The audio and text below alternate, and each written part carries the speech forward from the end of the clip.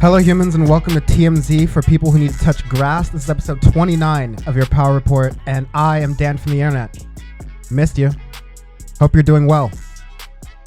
Back from my little John Oliver break, as you called it. You ever notice how John Oliver and a lot of those comedians who do political shows, not to imply I'm anything of the sort, though we'll definitely get enough of comedians with political shows later on in this episode, but all those comedians with political episodes and shows and things like that, they always take those breaks, you know, in the summer because they acknowledge something quietly, at least their production teams do, that is kind of the reason behind a lot of my ethos here. And as I'm getting into the intro of this episode, really jam-packed episode, by the way, I'm going to have a special guest, Jordan Uhl, to kind of talk about the Democratic Party and the state of it after the Nina Turner race that we just saw, unfortunately, after a number of different things that we're seeing over the Biden administration and continuations from the Trump administration, from this Democratic administration. Got a lot to hit on Republicans. Of course, I'm going to hit on some billionaires because as I was gone, we had a little billionaire space race going on, mind you. A little excited here. But I've also got a little bit of things to say about the grifters of TYT. And just some observations more broadly. We'll be getting that to near the end of the episode, so strap in. But the reason those comedians and those people I mentioned earlier do those sorts of breaks where they acknowledge that there isn't a lot of news going on, one reason is because that's called silly season. It's something that's like in British English, and this is a real thing. It refers to a period in the summer where journalists have nothing to talk about, but they have deadlines and quotas to meet. And so the news is cluttered with nonsense to fill space and sell ads because, you know, people have to get paid. These operations still have to, you know, work. And, you know, oftentimes there is important news that gets out there from time to time. But a lot of the times it's just a regular summer droll. And for the past 4 years, at least between 2015 and 2020, 2021 a little bit, early 2021, during the Trump years really what I'm alluding to, there was such a nonstop torrent of news and things going on that I think we got accustomed to this constant news cycle and forgot that under many Republican presidents and under many Democratic presidents, this news cycle was just very much dull. There wasn't a lot to talk about, and so you had conservatives who were allowed to fill the areas with culture war nonsense. It used to be called political correctness, and maybe before that it was called forced busing. But, you know, now it's free speech and critical race theory and cancel culture. Nonsense. We were talking about Dr. Seuss earlier this year. Come on now. We have these nonsense stories and things that are taking up our discourse because there isn't really that much going on. And so in acknowledgement of that, and in acknowledgement of the fact that Dan, I try to make content with a certain amount of quality, a certain respect to the audience, that you come here, maybe not as plugged in as a more unhealthy person such as myself who pays a lot of attention to politics would be, but someone who is genuinely curious and intellectually curious, wants to come in here and learn some stuff. A lot of this stuff is nonsense. And so if I were to pull up on a show and put on, do these episodes weekly and try to find whatever nonsense thing was going on here week to week, I would be exhausted. You would be exhausted. You would tune out. And people would start to miss the forest for the trees. We'd start to focus on these nonsense issues out of necessity and give them unnecessary amounts of oxygen just for the focus of doing the means of doing a show without having the necessary foundation in order to provide quality content throughout. And so that's a lot of what I've been working on in the background, trying to figure out with a philosophy of quality over quantity, how can I do Power Report and participate in like the not participate in the news rat race while still providing a consistent amount of content that, you know, provides value. And so by doing Power Report, which will continue to be like a more often thing, I'm doing semi-monthly, that's every 2 weeks. Hopefully we can continue to grow with that as things do. But there's also my Dan from the Internet project, so I can do maximum context. I can go into these long, as you remember from my 20th video, Bad News, and maybe you don't, for those who are new here, this long diatribe where I can go into all these details about the news ecosystem and the propaganda model and all of these theories and what's going on with the news and how we see it today.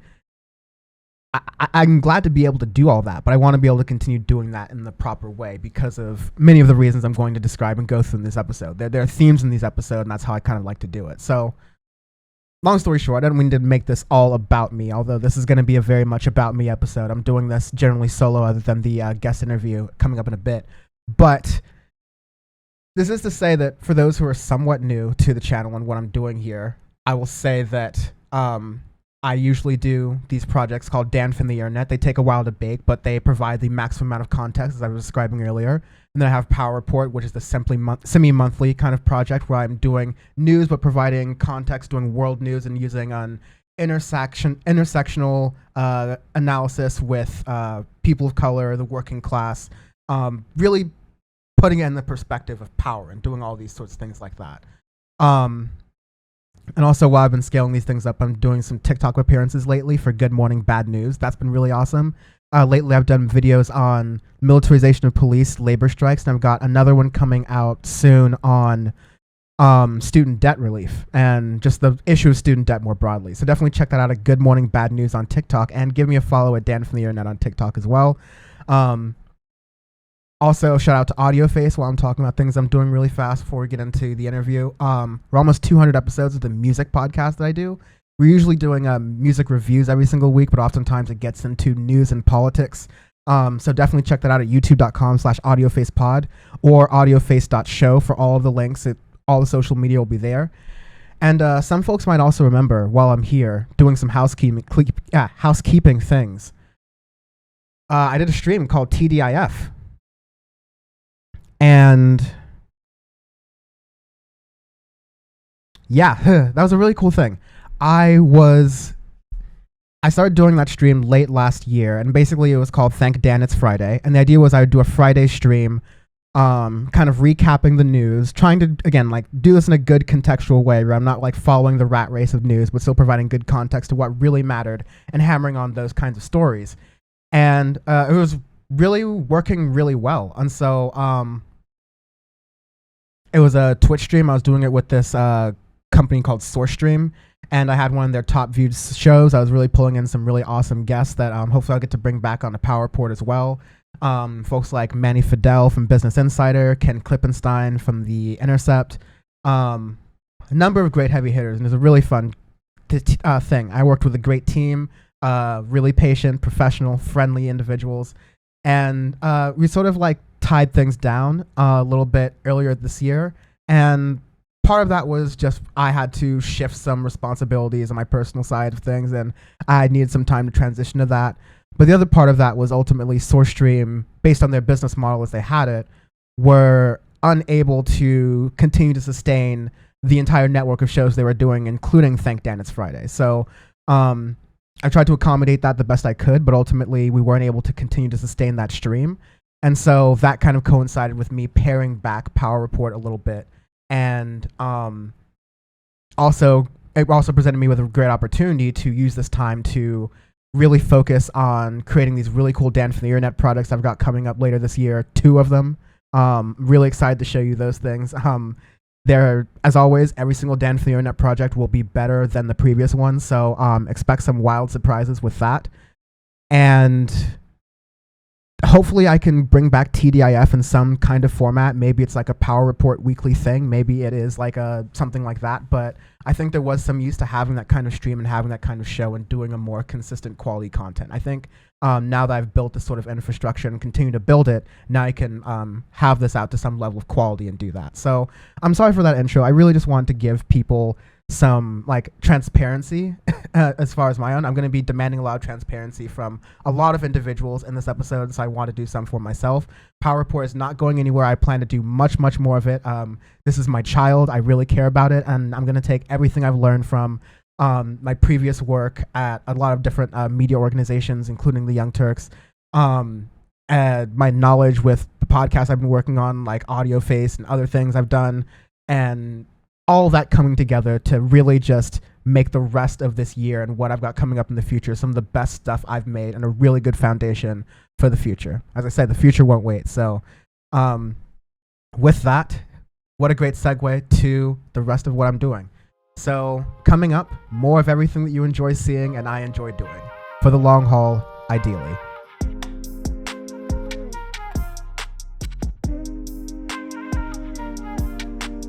Next up on the program, I wanted to assess where the Democrats currently stand as we approach the 6-month mark of the Biden presidency.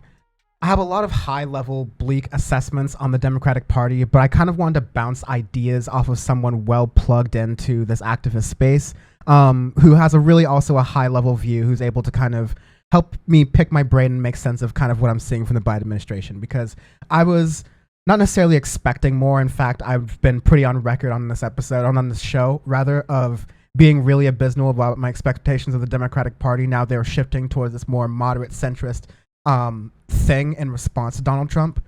But I was thinking that the Democrats were talking a really big game in response to the election of Joe Biden narrowly beating Donald Trump in a lot of ways. The Georgia runoff, they were talking a really big game about making sure that Republicans didn't gain a stronghold after catching this breather right now. And I'm currently seeing a lot of disappointments. Anyways, thankfully, through all of this, to navigate this really complicated situation in a smart way, I was able to have a chance to chat with Jordan Uhl. I'm a progressive activist out of DC, and I am the host of Deep Dive on TYT and the Insurgents podcast with Rob Rousseau. Note that this portion of the interview was recorded slightly before Joe Biden announced that he would be what he's calling the final pause in the collection of student loans that was started as a result of COVID-19 as part of like a large myriad of relief efforts actually under the Trump administration. And that this final pause will be set to end on January 31st, 2022. So after that date, student loans will start to come due again for the bunch of people who are after that. Again, kind of as we talk in this thing, Joe Biden, largely it's agreed upon that he has the power in the executive branch to cancel student loan debt, and the economic impact of that is largely agreed to be positive were this to happen. But nevertheless, I just wanted to put that disclaimer. Here's my conversation with Jordan Uhl on what I refer to as the Malaise era of the Democratic Party that I think we're currently living in right now. So Jordan, thank you very much for joining me on Power Report to kind of like bounce some of these ideas I've been having about the state of the Democratic Party right now and how things are going. But I guess I want to begin with my sort of like brief analysis of how the Biden years have gone so far. So like, especially in comparison to the Trump years, there were pretty obvious policy and strategy differences between like centrist libs and the far left. It felt like there was, even though that was like very clearly obvious, it felt like there was a greater capacity and ability to unite across coalitions and mobilize on a certain subset of issues that were especially important during the Trump administration. You had pretty immediately after Trump was inaugurated, you had mobilizations at airports protesting the Muslim ban. You had a lot of focus on the crisis with migrant children at the southern border. Near the end of the administration, there was a breakout of like Black Lives Matter protests, and you had people from like anarchists and socialists and communists with like centrist libs, all like, you know, coming at things from a different place, but it seemed like they were united and pushing for more radical action than it had actually seemed possible. And that's not to say or conflate the idea that the Trump administration was a good thing for the left, net negative for the people it has affected, and that'll be felt for generations to come. But you could at least see that on the left, there was on the left of center, broad speaking, like Democratic left, there was some capacity to build these strong coalitions and actually mobilize them to be able to build power outside of politics and their political system, as well as inside of it, so you could unite coalitionally. But now that Biden has been elected, everyone has gone off to brunch after brunch after brunch. Open wet mouth kiss summer has been abruptly stopped because of evil Dr. Fauci. Like, those of us who point out Biden's agenda or his refusal to act on a number of issues or the fact that his refusal to act on a number of issues are leading to a de facto continuation of the number of like problems that you had with the Trump administration.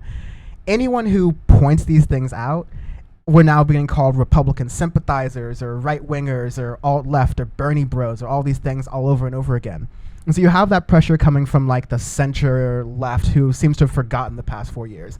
And then you have this pressure from the far left who seems to like have completely turned into day-to-day online drama and discourse about I love theory as much as the next guy, but at a certain point, like, you have to apply that theory and, like, do some action at some point, right?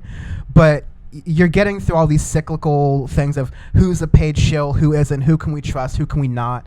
And so people are building all of these grudges, and grassroots efforts and all these things are now being demoralized, essentially, by these performance artists who build their brand off of not constructive criticism, but petty differences. So there's an endless torrent of BS that is overall making it harder, it seems, for our part of the left to do and accomplish a lot of the things we want to. And so I know, Jordan, you have a reputation to uphold of being a glowing optimist, but so to what extent do you agree with my sort of like analysis of the first couple of months of the Biden administration, and to what extent do you even differ?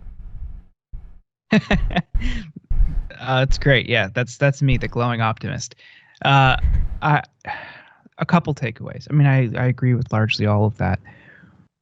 What is most frustrating in this transition between from Trump to Biden is just mass wave of liberals or even progressive Dems just completely checking out, and you see that manifest in a few different ways.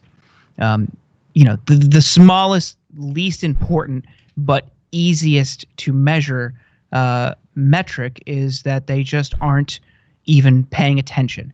You see, engagement on liberal and progressive pages or social accounts just completely plummeting. You're seeing ratings drop. You're seeing readership drop across the board in every medium, form, platform, whatever.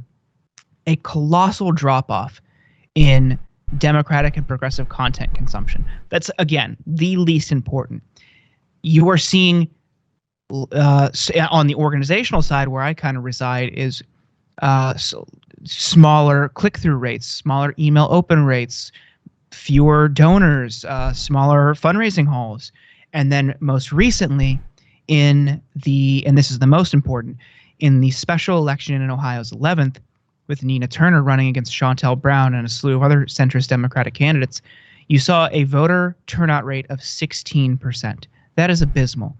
Wow. And while Dems are celebrating that because it helped get their person elected, that could ultimately come back to bite them if that same trend happens in California. Because Gavin Newsom's up for recall. And sure, you don't want a Republican. Gavin Newsom isn't great. I don't like the guy. But you don't want a Republican to be governor, especially if, God forbid, something happens to Dianne Feinstein and the governor then has to pick her appointment, and that is a Republican. That's bad. You already have a delicate balance in the Senate. Do you want a Republican senator from California? I sure don't. So what they need is higher voter participation, higher voter turnout on the left to beat back some of these recall challengers. And while they're celebrating that because it beat a progressive, the establishment is that's dangerous. So this reflects just one aspect of this larger, just mental shutoff on the left, and unfortunately, that also manifests in different forms of opposition and pushback to policies that were once huge, galvanizing issues during the Trump administration, specifically immigration. Many of the same policies, in fact, some exact same policies, even policies that are illegal when enacted under Trump, are still being carried out and now defended by Biden, and it is just a deafening silence. You're seeing an expansion of migrant detention facilities on the border. The kids in cages thing is now much more nuanced, much more difficult, much more complex, when it was an issue that mobilized hundreds of thousands of people in June of 2018 around the country. That was a huge, huge moment. The Families Belong Together rally was colossal. It was nationwide.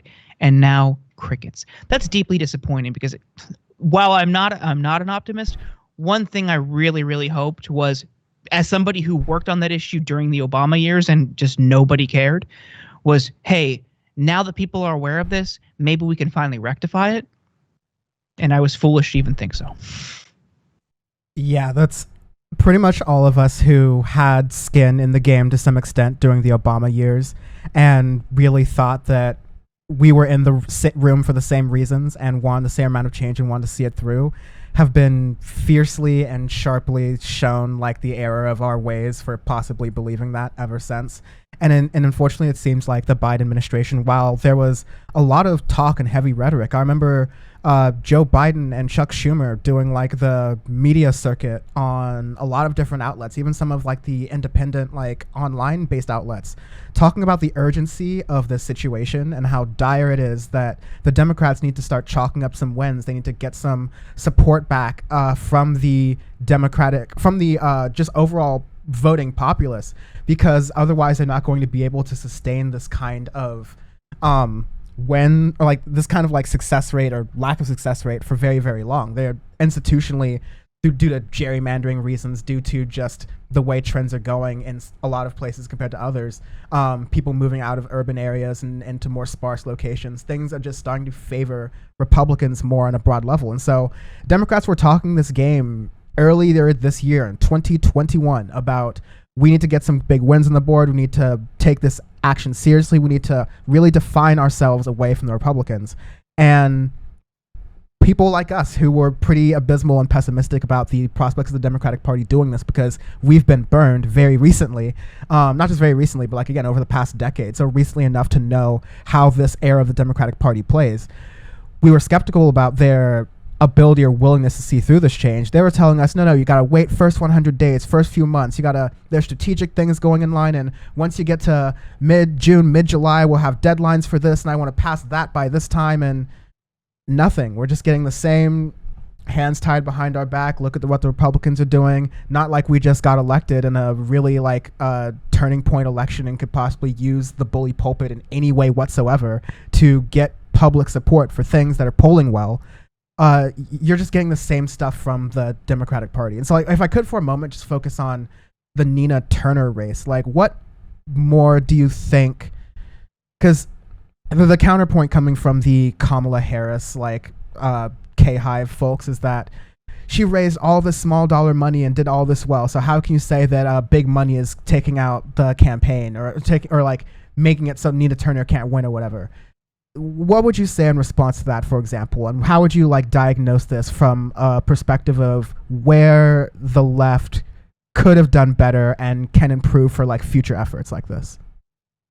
Couple takeaways. I mean, one, that talking point they really are hammering home. Oh, Nina outraised Chantel Brown 2-1 is what they're saying. You've seen it a lot. That doesn't include the $2.5 million in outside spending that happened in the final like 2 to 3 weeks of the race. DMFI, Democratic Majority for Israel, spent $2 million just about in 1 month, and over $1 million of which were just on attack ads, including mailers that blatantly lied about her stances and policies that she supported. Nina Turner. They insinuated she doesn't support raising the minimum wage. They insinuated she doesn't support Medicare for all or immigration reform, because she voted against the 2016 Democratic platform. Everybody in this space will tell you that it's bullshit. It's absolute bullshit. No one cares about the Democratic platform. It isn't some sort of doctrine that they must follow and adhere to. And if it was, there wouldn't be sanctions on Cuba. The embargo wouldn't be on Cuba, because that's part of the 2016 platform. And that should show you how little that actually means. She voted against it at the convention, along with 25% of attendees and participants, because it didn't include Medicare for all. There wasn't a Medicare for all plan while it was proposed. There was an amendment that she proposed. So it's kind of like inside baseball. They used to lie about her. And nobody in their right mind could look at $1 million in negative ads in the final 3 weeks of an election and think that it doesn't have an impact. They're just lying by omission. So they don't want to include that. People didn't donate to Chantel Brown's campaign because she's just not really an inspiring candidate. She won because they helped suppress turnout from Dems in the suburbs. The largely white suburbs and wealthy surrounding areas in Cleveland turned out largely for her. So congrats. One other thing about that money that was funneled into DMFI, funneled into Third Way, oftentimes comes from Republicans and billionaires and corporations. That district is gerrymandered like hell. There used to be 2 districts in Cleveland, and now there's just one. They used to have Dennis Kucinich, and they wrote his district out.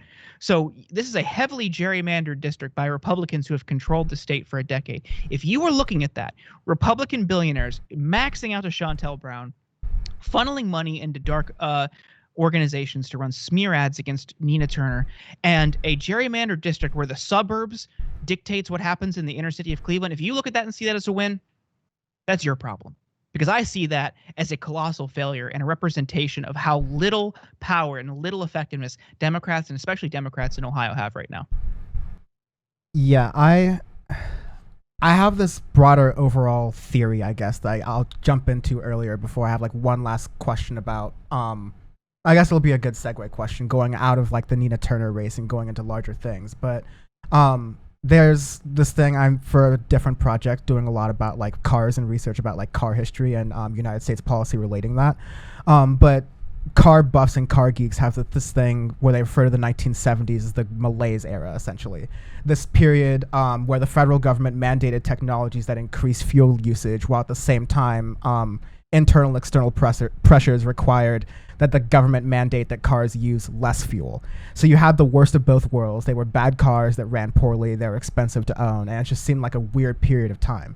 And so right now, I feel like we're at this place right now where we're experiencing the worst of both worlds, where we have outcomes that are non-workable for all involved, where I guess, like, you know, the consultants, there's a consultant agency behind Chantel Brown that's like, has chalked up another win. And so they're going to probably just like run gangbusters with that through all the way to 2022.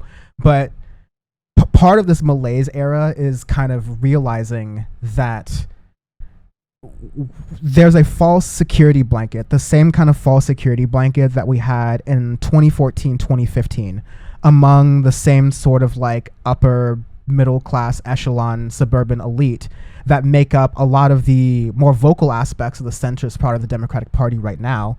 That, listen, we got someone who we can call a progressive. She's a woman of color. She was endorsed by the Congressional Black Caucus. We're checking all the boxes. They're going to be loyal to the Democratic Party. They're not going to be liable to, you know, go against the party line or anything like that. The establishment can be happy.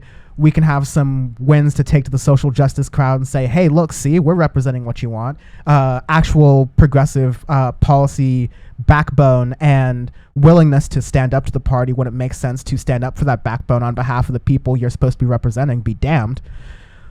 What do you feel like do you also feel this similar, like, this Malaise feeling with the Democratic Party that is going to like just exist where we're not going to get major things done except for like, you know, mandatory debt ceiling things between now and the midterms, which is like all the time we essentially have of that.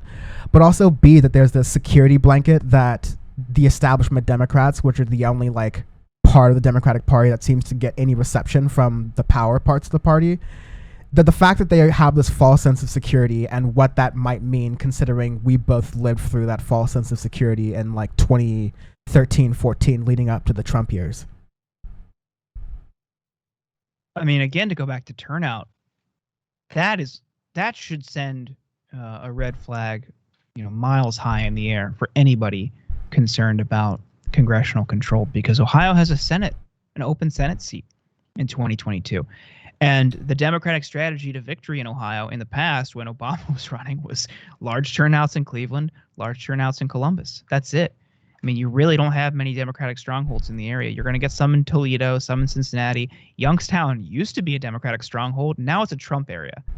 So, I mean, even to bring it back to cars, that is a huge labor and industrial area that has now gone to Trump. Now, why is that? It's because there's people living there, even union people, who have seen Democratic policies over the past few decades have decimated the area.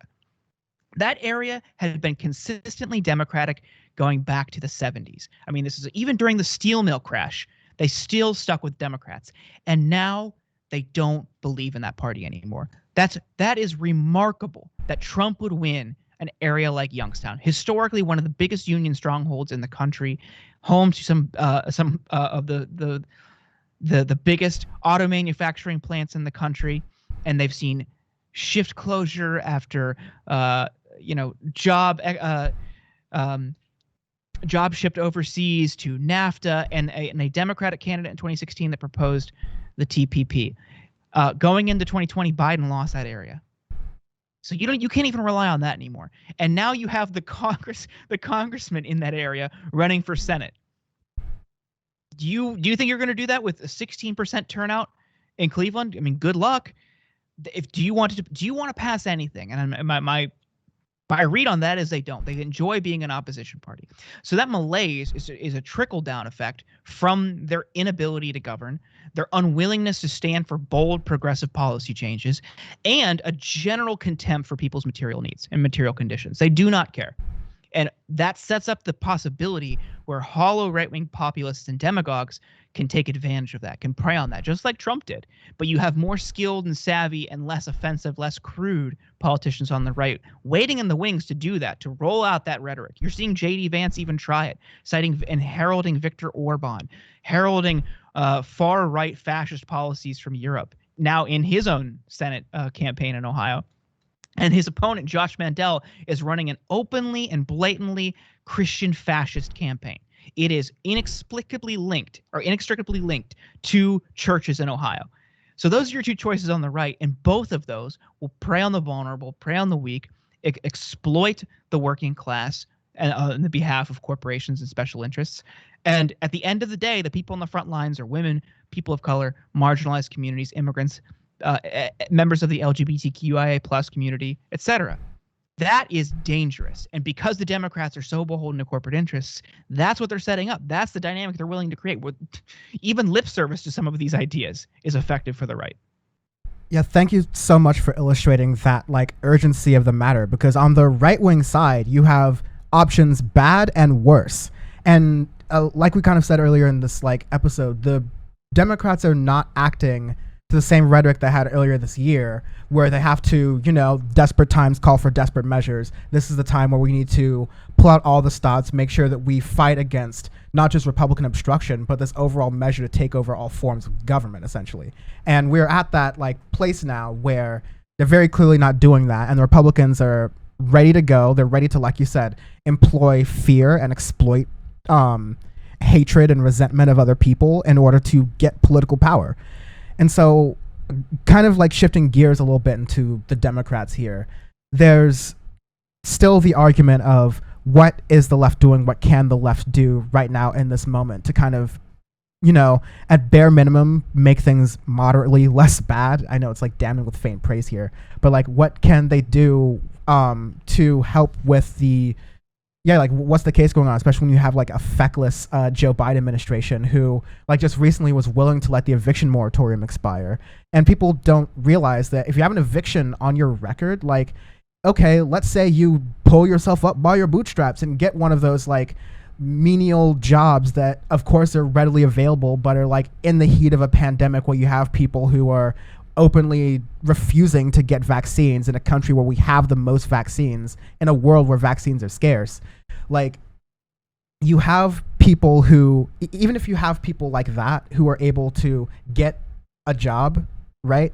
After they've been evicted, it's going to be so hard for them to get another place, because you're going to go on their record and it's going to be oh, you've been evicted one time? Oh, very recently? I don't know if you're stable. And then you have Joe Biden talking about this crisis of homelessness and then people who are unhoused. Barely. I think he's not talking or acting about it nearly enough, considering how severe the issue is. But he was just willing to let the eviction moratorium expire, and it would have had lasting ramifications and ripple effects for not just people's livelihoods, but just general income building and wealth building for America, especially for communities of color and people of color who are often hit by these things most. And then Cori Bush kind of comes to the rescue here and does this nights-long standoff at the Capitol, kind of making sure to protest, to bring attention to this. And then Joe Biden extends the eviction moratorium for a little bit longer, or at least calls to have some action done there. And it seems never mind the fact that you have a whole cottage industry of people calling Cori Bush a sellout even before she even got into office, contrasted with these very tangible things she's doing and her lived experience with housing insecurity. But what do you think is the best path forward for the squad, the folks that are in the Congress and in the Senate right now, to the extent Bernie Sanders and anyone else, any other takers who wants to help? Is it these like outside measures where you're combining institutional inside power with like grassroots movement and attention and pressure to get things that way? Because so far, like working through the halls of power, making deals with Nancy Pelosi, like that hasn't been working, honestly. Yeah, no, I agree. And I think there's a two-pronged approach that they should be taking. More things like this. And I'm deeply appreciative of what Cori Bush did. I was down there Saturday night shortly before it expired, and she seemed, kind of tired but upbeat. And she was upbeat because people came to support her. Some of the people that came to harangue her about force the vote, which I thought was hilarious and just really reflects how detached some of these people are. But I think a good inside-outside strategy is appropriate. And I would point out that in 2017, Bernie barnstormed the Rust Belt to galvanize support for progressive policies, and very few people went with him, but a group like Move On put it together, and I think the squad should do something similar in West Virginia and with Arizona, in Arizona, because you have Manchin and Sinema effectively blocking the entire Biden agenda because they refuse to support killing the filibuster. And Biden, while he could, use the bully pulpit, they did once with Harris early on, and Manchin got mad and they stopped. You're letting this guy, who's one guy who's holding up your agenda, boss you around. So I think the squad should do it. They're going to draw crowds. They're gonna bring people. If you position it in maybe Charleston or Morgantown, College Town, you're gonna get a decent crowd. You're gonna get press attention too. So I think they should consider both of those approaches. I'm sorry. That is one, and the other is voting as a block in the House. Oftentimes they are fractured. They need to actually vote as a block because the Congressional Progressive Caucus, while people thought they thought there was going to be more uniform structure and guidelines, really isn't panning out. They've kind of capitulated on several big things, including a paycheck guarantee early on. Unfortunately, that hasn't really manifested in the way that a group like the Congressional Black Caucus has acted in unison to enact their policy priorities. Sadly, that is often to the benefit of corporations. So if the CPC did something similar, that would be great and effective. But really, they only have a 3-4 vote margin in the House. All you need is Tlaib, Omar, AOC, Bowman, and Bush acting in unison, and they can do whatever they want. They could bring things to a screeching halt. They say they're going to do it with the infrastructure bill. We'll see. Yeah, and that's kind of where I want to get to it, because I think of course, like the dark person in me, like wants there to be like some lightning rod moment where everyone rises up and the workers will miss nothing but their change, kind of like marching in the streets, like mass strike kind of thing. Of course, that's like not how things work unless you're grifting on the internet for Patreon dollars. But like, I worry. I think the rent situation was very material to people. It's very close to home. It was very urgent. Like it was something that could have been done like on an executive basis. That is a really good case of where like the squad like dual pronged approach you liked. And I also love like to my friends out there on the far left who are like, listen, we can't have any like hope for institutional support, or like we can't like try to get people elected. That's wasted effort. We need to actually focus on revolution. I always say take a two-pronged approach, because when you have people banging on the doors outside, it helps to have people on the inside as well. Don't misinterpret that as like a storming the Capitol thing. That's just like a political strategy thing, right? But like unactionable parody allegedly in Minecraft. So I worry when it gets to things that are still very important, like student debt might be a step above that, but very similar. It's something that's within the executive's ability to do that, whether Corn Pop admits it or not. But then you get to things that are a lot less tangible to regular folks that I think might be a little bit harder to mobilize folks around, like the Cuba embargo, just like the fast tracking of deportations that we're having at the southern border. That's like really inhumane considering COVID-19 and what we're doing right there. But like, I could also think of the fact that we're not like, yeah, the infrastructure deal's going through and all these other things, but the urgency on climate that's required, considering how many people are very energized by this and how little the Biden administration is actively acting towards it, I think is a huge missed opportunity. So do you think this dual-pronged approach will still work, or like what do you think will be tweaked and what can be done to help, like from the inside, like what can the squad do, and then what can be done on the outside as like people who want to provide support? I on your point earlier about the dual-pronged approach, I think people are really missing the forest for the trees if they can't recognize utility in these types of things, that like what Bush did, and even the squad voting as a block in the House, as useful now. Because look, we all agree that if that was to continue, if that moratorium continued to remain expired, things would be bad. And I want to assume that people who are frustrated and saying, don't even bother, in many respects mean well. But I cannot bring myself to be like, okay, well, I guess things have to get worse. And we can't do anything right now to at least stop this current suffering, because it's not the best long-term solution. That doesn't make sense to me. And I think we should be realistic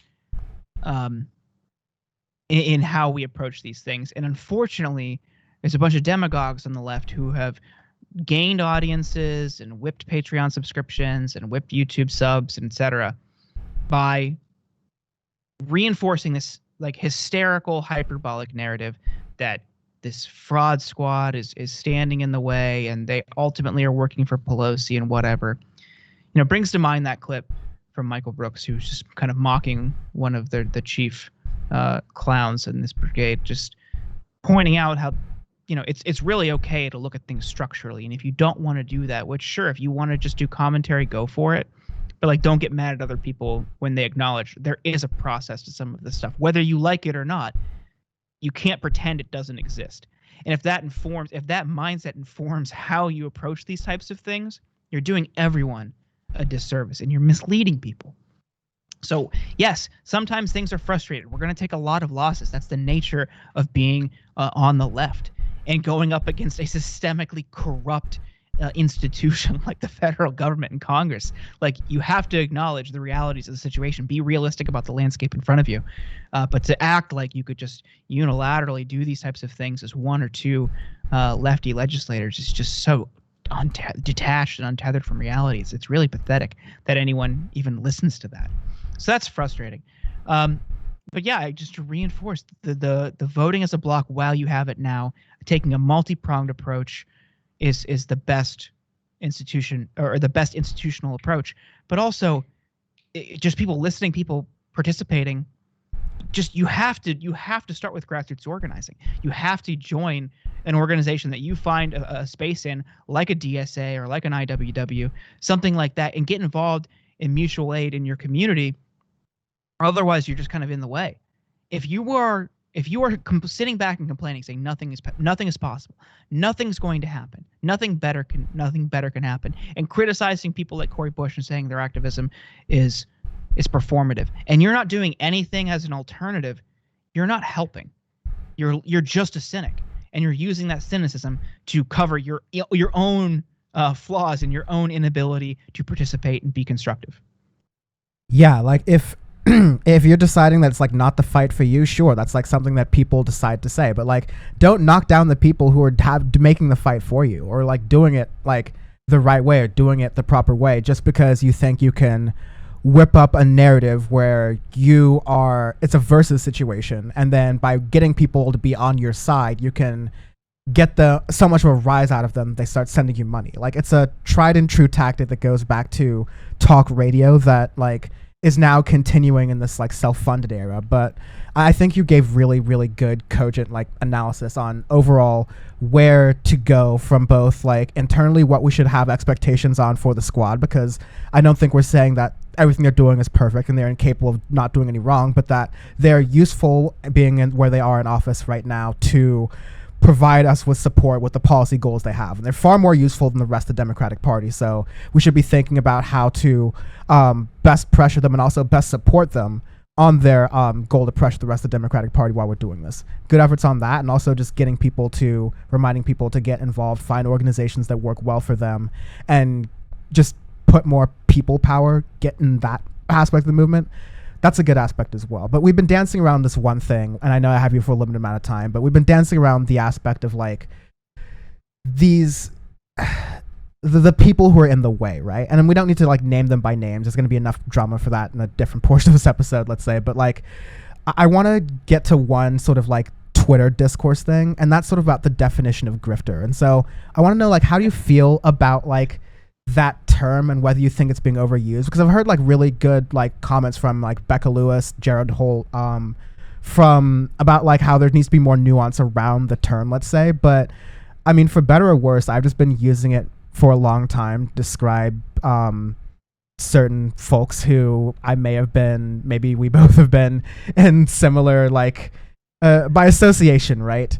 People who have like decided to leave the left and find some other money. And just like grifter was the perfect term. And this like term sort of flew up into other people with other platforms who are also using it. And then these platforms have audiences and they use the term. So like, I'm open to maybe there's a more specific term for this method or phenomena of pseudo political figures performing and stoking up people's emotions for fast money scams and to sell boner pills.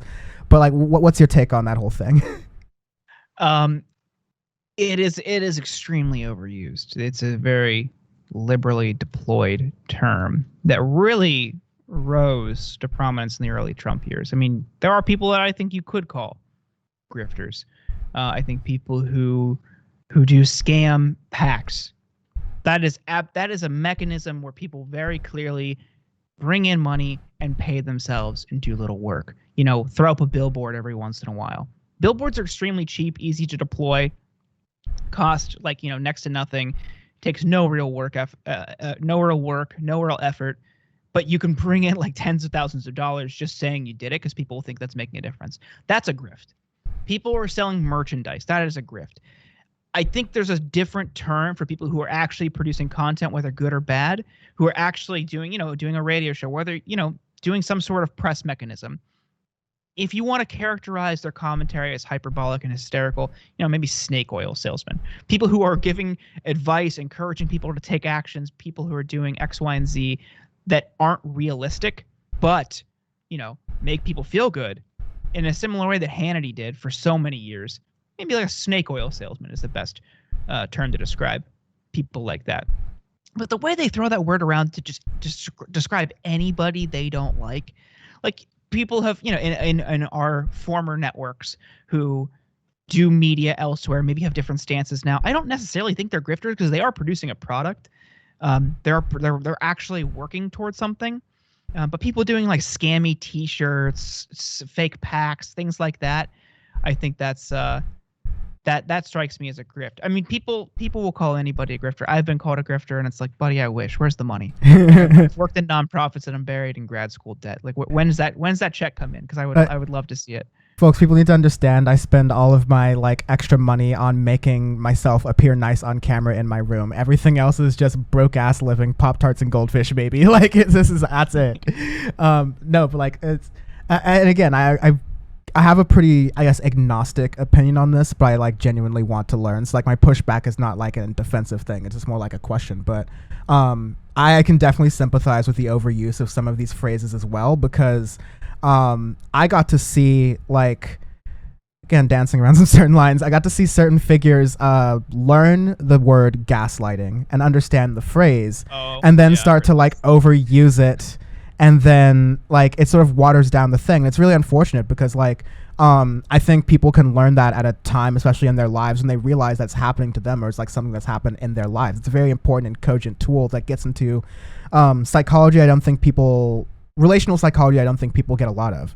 But now you get this, like, we're being gaslit by AOC and the squad because they choose to not go with this one comedian's like ridiculously easy tip to get Medicare for all. Like one weird trick the squad doesn't want you to know about.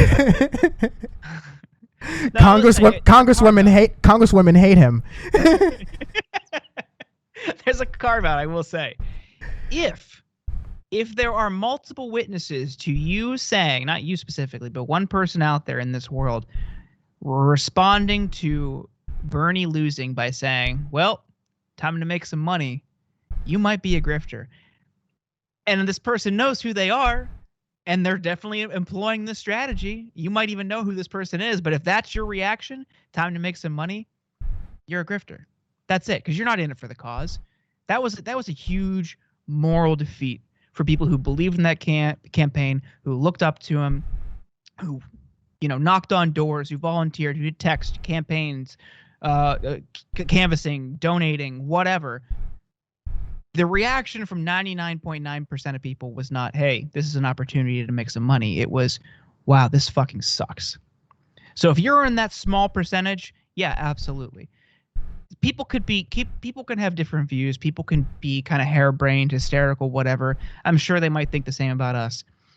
But if you're guided by a set of ideals and beliefs, however that plays out, if you find work doing that, honest work, sure, fine. I don't want to call you a grifter. But if you are flip-flopping, doing 180s on previous stances, and you are purely motivated by money, yeah, that's a you problem. That's a character flaw. Yeah, and even beyond that, I guess you can sort of draw the lines and make content judgments, and I certainly will. I'm not in details, but like I certainly will. I think there are certain shows that make more of an effort to do editorial work, and there are certain hosts who care to varying levels of editorial work, and we've seen it. Like, we can all like put it together, have some nice graphics, do a show or whatever, and we can all look the same, but like the same show can have like a bunch of Google Docs or like physical stacks of papers of research they've done of that day. Or the other person can just be like, I'm just going to scroll through Twitter, I'm going to open some articles, see what happens, react in real time, not really like go into further details, skim it, and just get my audience in a rage. And like those are two different methods, and I definitely don't think like both of them are an honest like day's work, honestly. But like, and I'm also not saying that you're saying that either, but like there's just in my overall definition of grift. I'm also super happy to move on from that term. They've taken that word. We need to have a new, it's the G word now. We can reclaim a different thing. And I'm totally open for new suggestions, and maybe we'll have more annoying ass discourse about the thing you and I wanted to put to bed like 1 week in January, and it's still going on. Yeah. It was funny. We were talking on Insurgents yesterday. We were recording an episode, and that came up, and I was thinking back to why we even talked about it, and it was because people in that world wanted our opinion on it, and you were the guest on that episode. And we weighed in, we were like, okay, I mean, sure, it's not the best strategy. It's a strategy, but you could do that with every piece of legislation because there's only a few vote differential between, the Democrats and Republicans. Squad could just enact their will that way. And that we even suggested there were other ways led to people getting mad, which shows they weren't really committed to the end goal.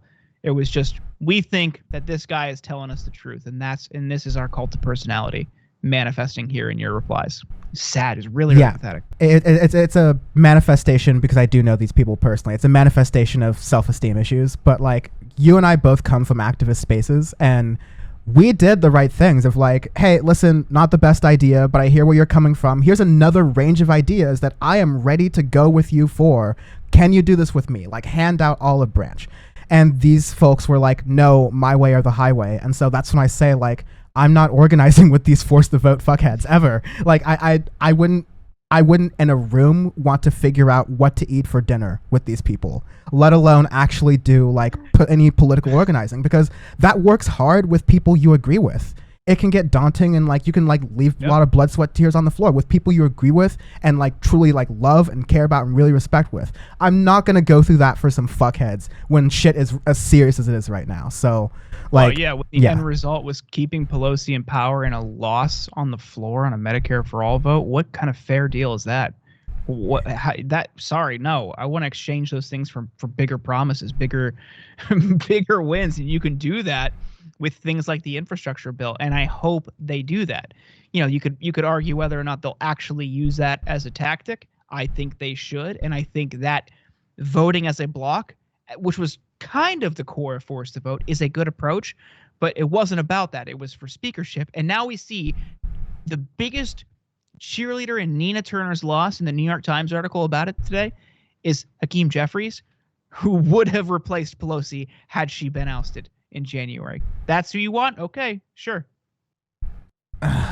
Like, I'm so appreciative that I can in the otherwise like malaise that I'm personally in, where I'm going through Twitter, where it's just like bad take after bad take, I can have moments of clarity with you and understand that like I'm not a crazy person and there is a way out of this, and we all like kind of get our heads out of the sand, stop falling for the easy seduction of, you know, like talking heads and figures in the media, even the ones we agree with on the left, who say things that seem nice, but ultimately when it comes down to where the solutions are, get down into spirals of like demoralization and demoralizing people.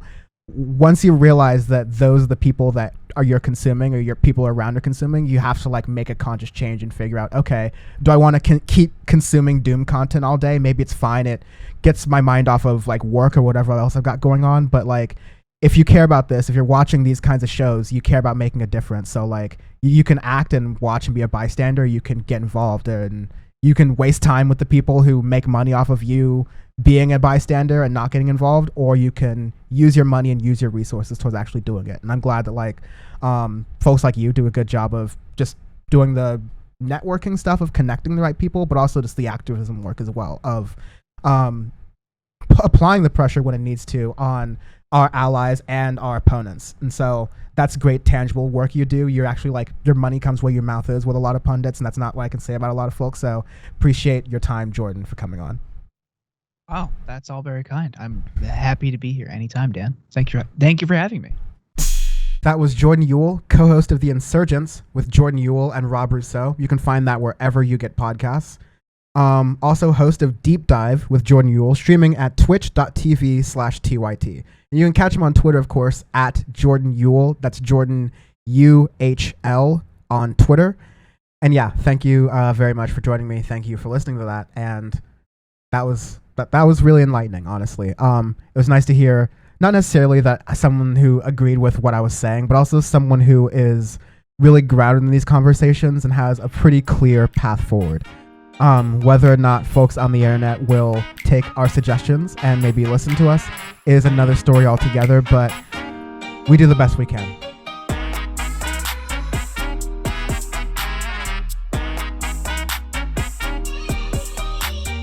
So there were a number of topics that unfortunately they were very definitely newsworthy that I didn't get to cover on PowerPoint. I don't mean to say that there weren't, but there's only so much that I can cover, and these other things will be topics I'll talk about with guests and interviews and other things like that in future episodes, definitely. But one thing I definitely have to talk about here, coming correct, is putting billionaires in place with the space race here. So in July, I guess that'll be one of the things in this summer doldrums. We're doing this will we won't again thing with COVID-19, and I've got a little bit more on that later, or a different segment of PowerPoint if you're watching this as a YouTube clip. But one thing this like weird silly season summer will be noticed about, or will be known or remembered for in 2021, is the billionaire space race with Richard Branson, Virgin Galactic, representing that, I guess, because we're doing private enterprises now, I guess. Jeff Bezos, former CEO of Amazon, I guess, executive of Amazon now, representing Blue Origin, and then Elon Musk with SpaceX, also known from Tesla, PayPal, Solar City, a number of other ventures. What was really seen as this wonderful moment, I guess, for a number of well, at least Elon Musk and Jeff Bezos are American in this context, but what was seen is like this, win for the not just the American dream or American innovation, let's say. This was just celebrated overall as just a broad victory for humanity, that we're having these people who have dodged taxes, exploited hundreds, if not thousands, if not tens of thousands of workers. And then if you go across the supply chain, many, many more, to get and obtain their billions and sustain their billions. A celebration of their ability to do a publicity stunt as also essentially like an ego trip for all three of them, because they're all competing with each other for government contracts. It's definitely an issue in the media. And we'll talk about the media's role in this at the very end.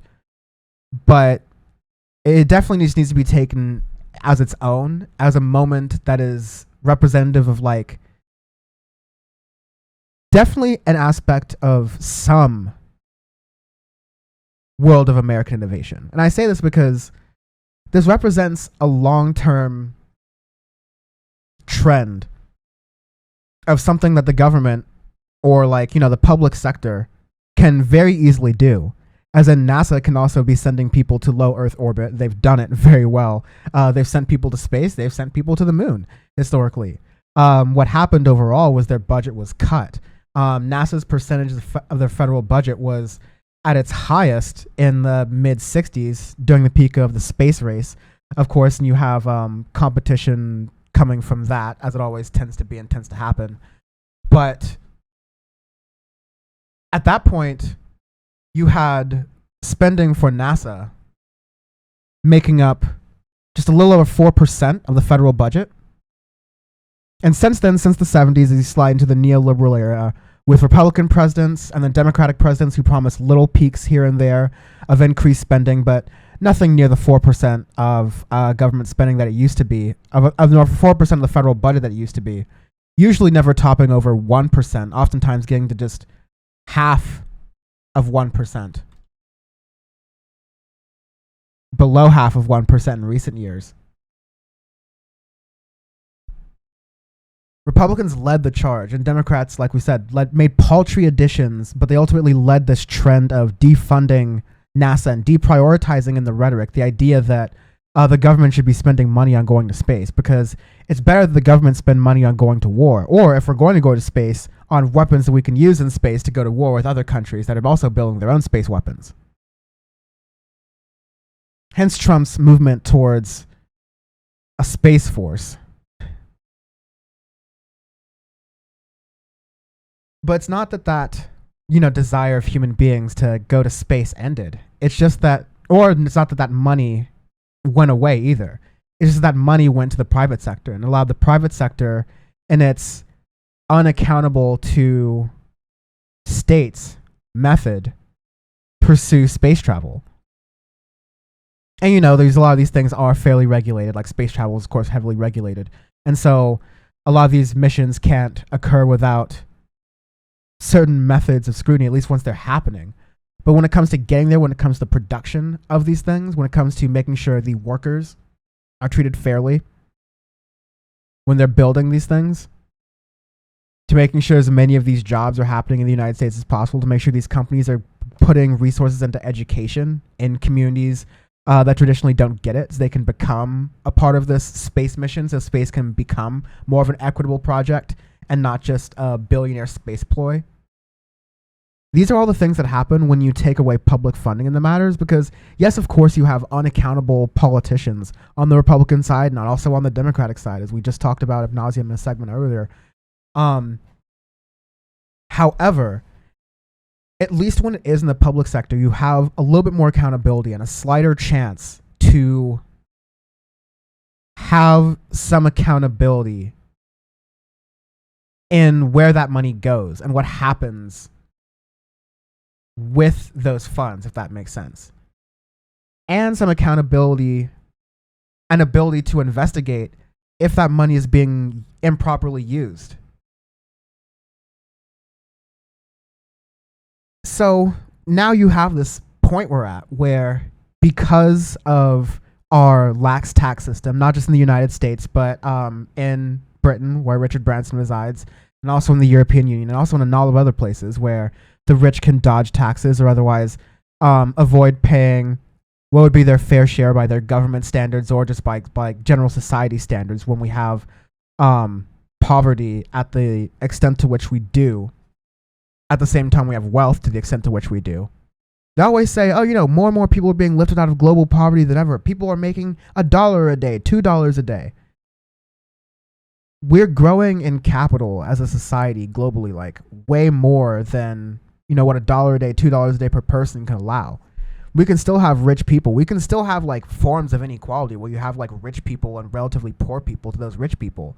But you don't have these like companies that are worth $1 trillion with CEOs that are worth hundreds of billions of dollars, and then a homelessness situation and people who are living on the street. These are concerns that, us working folk have. Us folks who are on the ground here who are going to be stuck while these billionaires have their space dreams.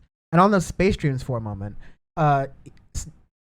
we also have heard about Elon Musk's fantasies about colonizing the moon and, moving humanity off of Earth because climate change is unsolvable and there's no point in doing anything to pressure companies on Earth right now to take any responsibility for their impact on climate change right now, and instead just say, screw it, let's take on the scientific venture of finding out how to exist on other planets and spend on expertise on that rather than helping people who are alive today. That's such an insane kind of point from Elon Musk. And then he takes that to a noted South African, Elon Musk, takes us to a point of space colonization. That's an insane idea. But people are also starting to get ideas of Jeff Bezos and what he wants to do in space now that he has done this Blue Origin flight. During his valedictorian speech in high school, he spoke about dreams of space tourism, like having hotels in space and all these different things. Clearly the bullying back when Jeff Bezos was a kid was not like up to par. They said like, these kids are soft these days with the internet and whatnot. Maybe that's true. But if Jeff Bezos was allowed to make this speech and didn't get the shit kicked out of him, like by bullies, for being like, I want to have hotels in space, like that's insane. Never mind the lack of sustainability and also how like inaccessible like space tourism would be. But recently, Jeff Bezos had the idea of sending trash into space, like sending debris into space, essentially. Elon Musk is of the opinion that the only way we can handle pollution and climate change is just like give up on Earth and try to colonize other planets. I guess that's a South African way to go. But Jeff Bezos is saying that we should take all the polluting things that happen on Earth and just blast them off into space. So we just start creating like a sacrifice zone, I think it was called in one instance. So we're sending all of our dirty pollutants into space when we don't know the science of that. We didn't know the science of climate change and fossil fuels and those things when we started the Industrial Revolution. And so now we're just going to mess with the unknown science of sending things out into space, or let alone the ethics of sending trash out into space. The gall of Jeff Bezos to make these decisions far outside of the accountability of the U.S. government. Now, it's very likely and possible that the U.S. government would decide to do space pollution as well. But then you could call senators, you could have people protest and march and things like that. And there's some semblance, some idea of accountability there. And it's not just a semblance and idea of accountability. Things can actually get done through those measures. People have been disenfranchised and disillusioned by and honestly an earlier Malaise era of the Obama administration in being unable to handle these things. And being unable to, by handle these things, I mean being able and able to work against the obstructionist Republican Party to get things done, resulting in an era where people had to live under the reality that politicians and politics is inherently an exercise in which people perform policy proposals, but in reality nothing tangibly gets done for an increasingly shrinking middle class and an increasingly tightening and pressurized working class, to contrast an increasingly comfortable upper middle class and elite, I guess, if you will. And so to secondly add insult to injury, in addition to all these bad space ideas from these billionaires who are completely unaccountable to the public, because one could also say, well, we could all just boycott Amazon. Jeff Bezos gave a decent reason to doing so by saying that the group of people he was thanking the most for his space exercises were Amazon customers and subscribers, Prime subscribers, and their employees. So if you bought things from Amazon Prime, and you know what? It's guilty. I've done it, unfortunately. I try to, and I have been for a long time now, curtail my use of Amazon out of principle. There is no ethical consumption under capitalism, but there's definitely certain businesses you can choose to not partake in. And Amazon definitely has a number of competitors who have stepped up their game as a result of Amazon, and they offer comparable services to what they need if you need to have these things delivered to you. But nevertheless, he's thanking Amazon workers and their customers. Let's focus on the customers for a moment, for basically paying his way to going to space. Those customers aren't just paying Jeff Bezos and his brother's way of going to space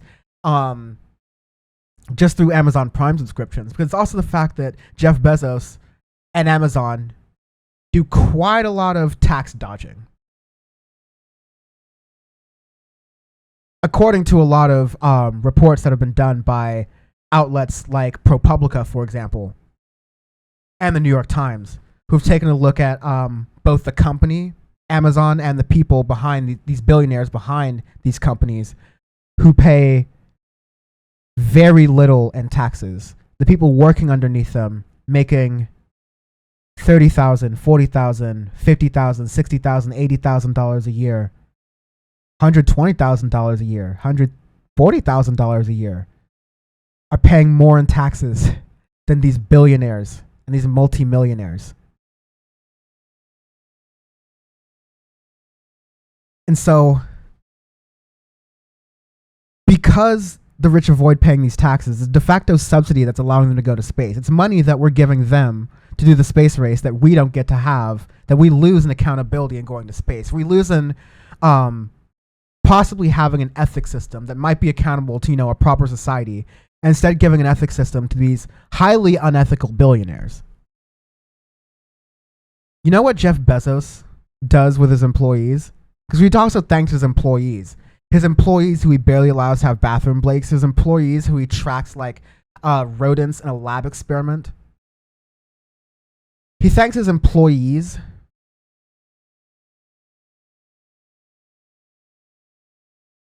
who he viciously union busts using every tool at corporate America's disposal to prevent and discourage those workers from seeking rights that they so desperately need.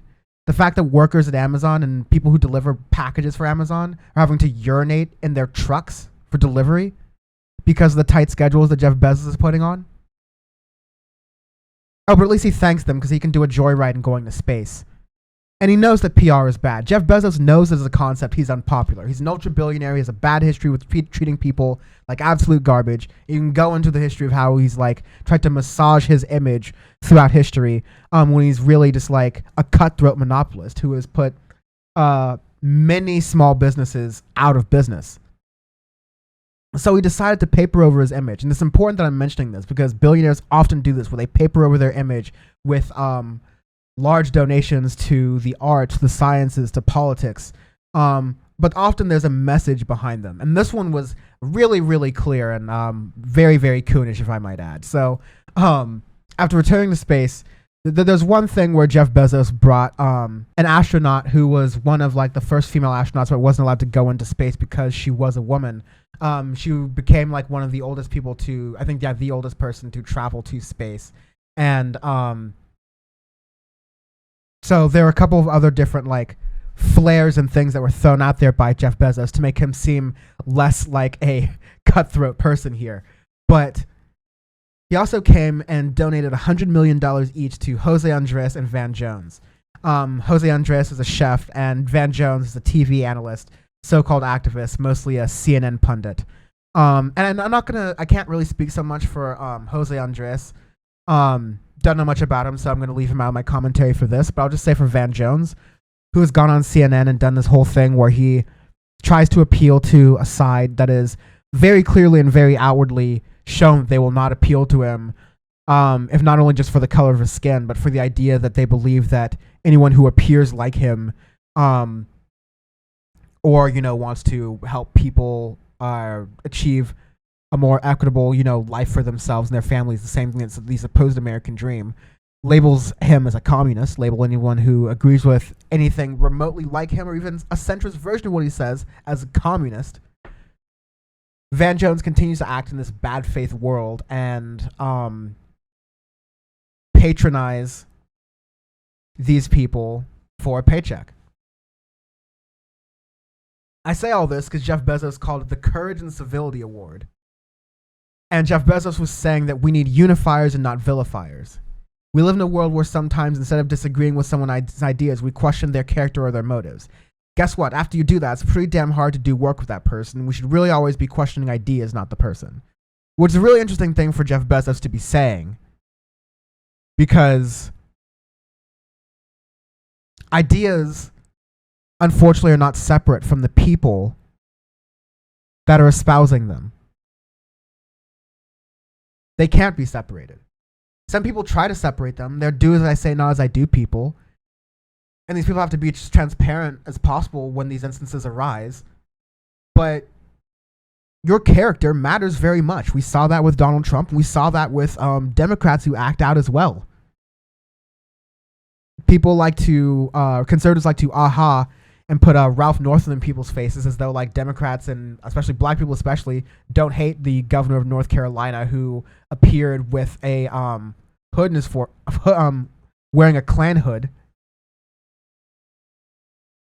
They say, well, he's a Democrat, he's on your side. You're not calling for his like, listen, the Democratic Party is an establishment that protects its own. If the insurgent left had a lot more power, if it were true that the communists were in charge, yeah, Ralph Northam, that governor from Virginia, Virginia, whatever, he'd be gone.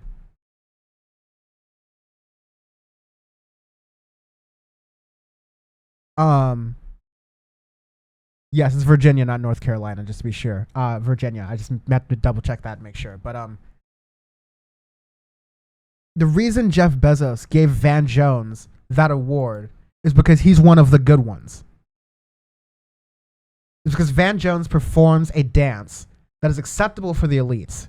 It is, you're doing these things, you're saying all the right words, you're talking about social justice and BIPOC and environmental racism and all those different things. You're saying all the buzzwords and you're approachable at dinner parties and fundraisers. And there's some photos of you holding signs. You can say you walk the walk or whatever. You appear on CNN. You're an analyst there, and you're accepted in those circles. But at the end of the day, with $100 million, Van Jones is not going to pose any sort of material threat to Jeff Bezos or the billionaire hegemony that has taken fold in American society and American discourse. The fact that billionaires have so much power in society is not something that Van Jones, however much of an activist he claims to be, however much down with it, with the streets, whatever he claims to be, is going to be challenging with that $100 million that he's gotten from Daddy Bezos now. Because he wouldn't be in that position. He wouldn't be the quote-unquote civil and quote-unquote courageous one to Jeff Bezos, the economically rapacious billionaire, if he wasn't performing it right. 2 parts from A Tribe Called Quest 2016 album. We got it from here. Thank you for your service. Are very apt here. Whatever will be, which has a Q-Tip lyric that goes, quote, like a billionaire investing in a nigga's dreams, certainly a head scratcher. And that's certainly relevant here, although it's very clear. Jeff Bezos investing in Van Jones's activist dreams is to shut him up. Just like Jeff Bezos investing in the Washington Post, and the Washington Post running numerous articles in favor of billionaires and saying, billionaires aren't the issue. The space race is actually really great, that folks have been pointing out to. That's an investment. That's hush money. And Van Jones will happily smile and take it. And then, of course, from the space program, same album, there ain't no space program for niggas. You stuck here. The billionaires are not our friends. They don't see themselves as part of the human community. They see themselves as escaping the human community and leaving the rest of us, the underclass, those who can't afford to blast off into space and escape all of Earth's problems, to reconcile and deal with Earth's problems. Because they can throw out some lofty ideas and goals and things that they don't have to be held accountable to get done, have any timelines to do. They have to like hope on their malevolence to get done. When instead, we can have a society where we have a government, where we make these decisions as a people as to how we handle these matters in the final frontier.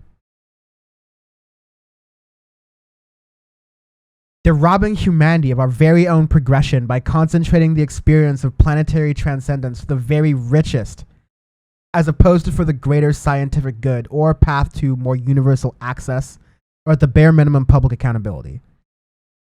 And for those of us who understand the game, they don't want you to be angry.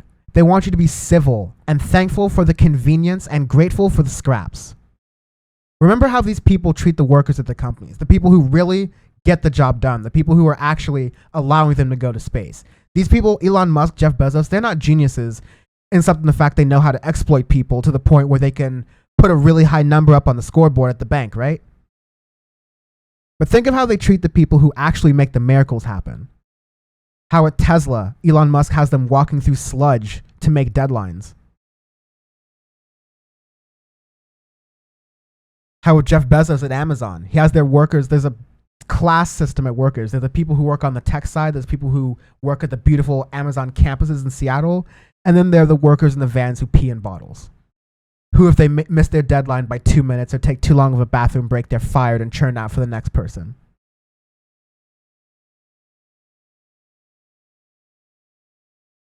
So my last point on media coverage, because I said I'd be getting that at the very end. It was pointed out by Media Matters that Bezos' space launch on July 20th got 212 minutes of coverage on this one day in July 20th.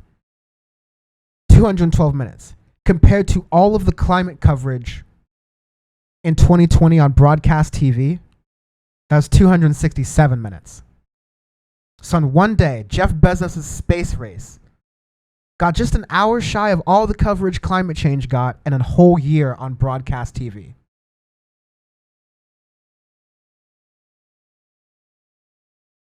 There's the media and the way that the broadcast media, especially here with the data, and the mainstream media more broadly, pays gross attention and glorifies this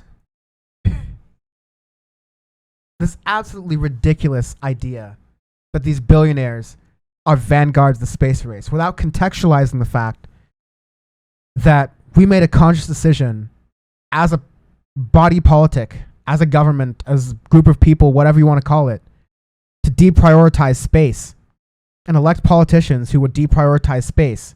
The fact that we made that decision is something we have to reconcile with. Leave it to Americans to bring neoliberal austerity and disaster capitalism to the final frontier.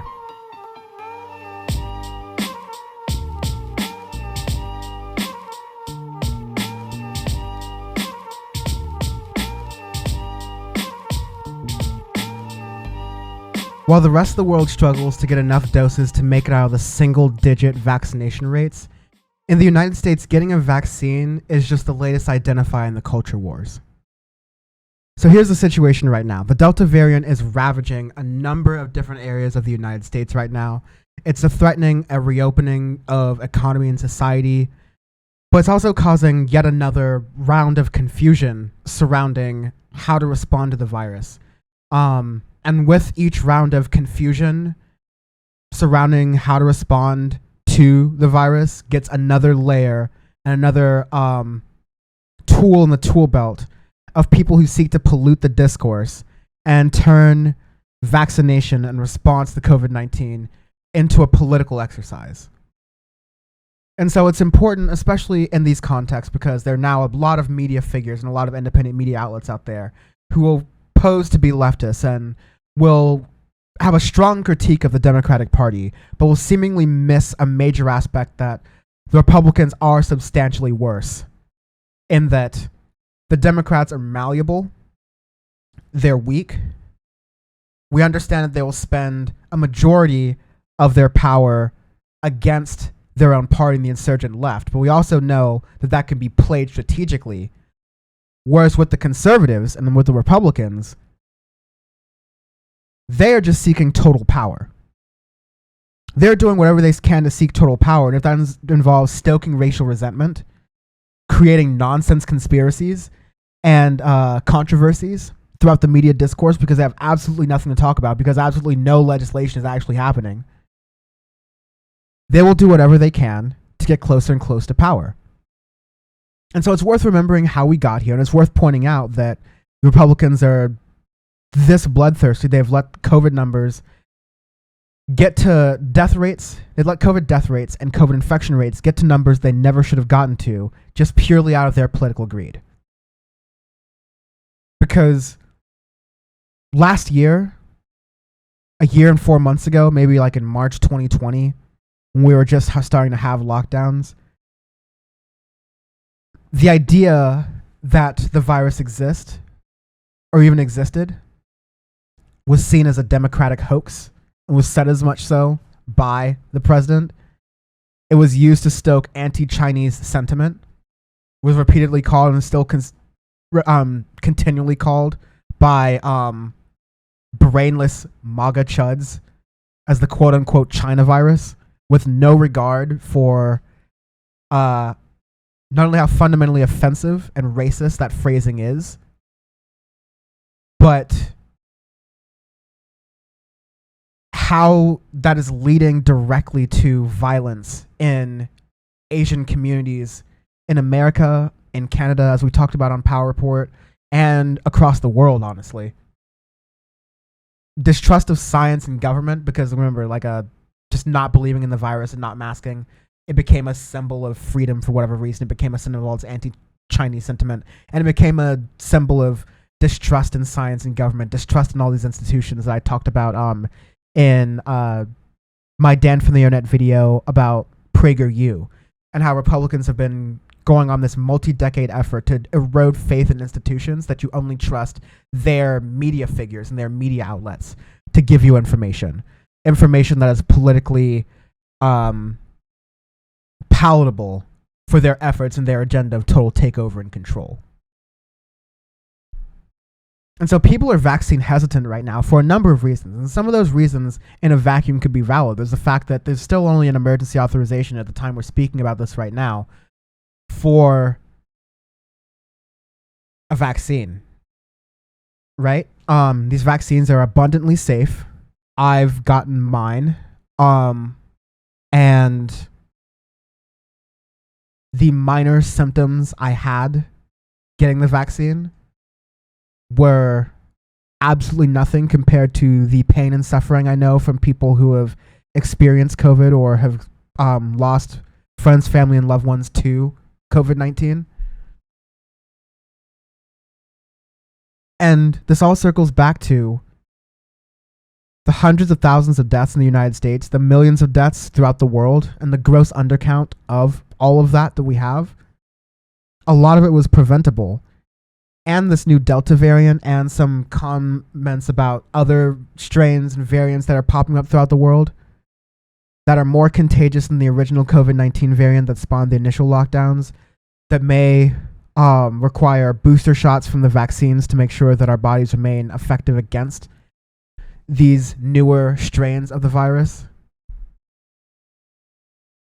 All of this conflation away from the science and the irresponsibility of Republicans and conservative pundits in America and around the world have led to this instance where humanity is helping to extinguish itself in large numbers, especially those who disagree with the apparent facts of the matter.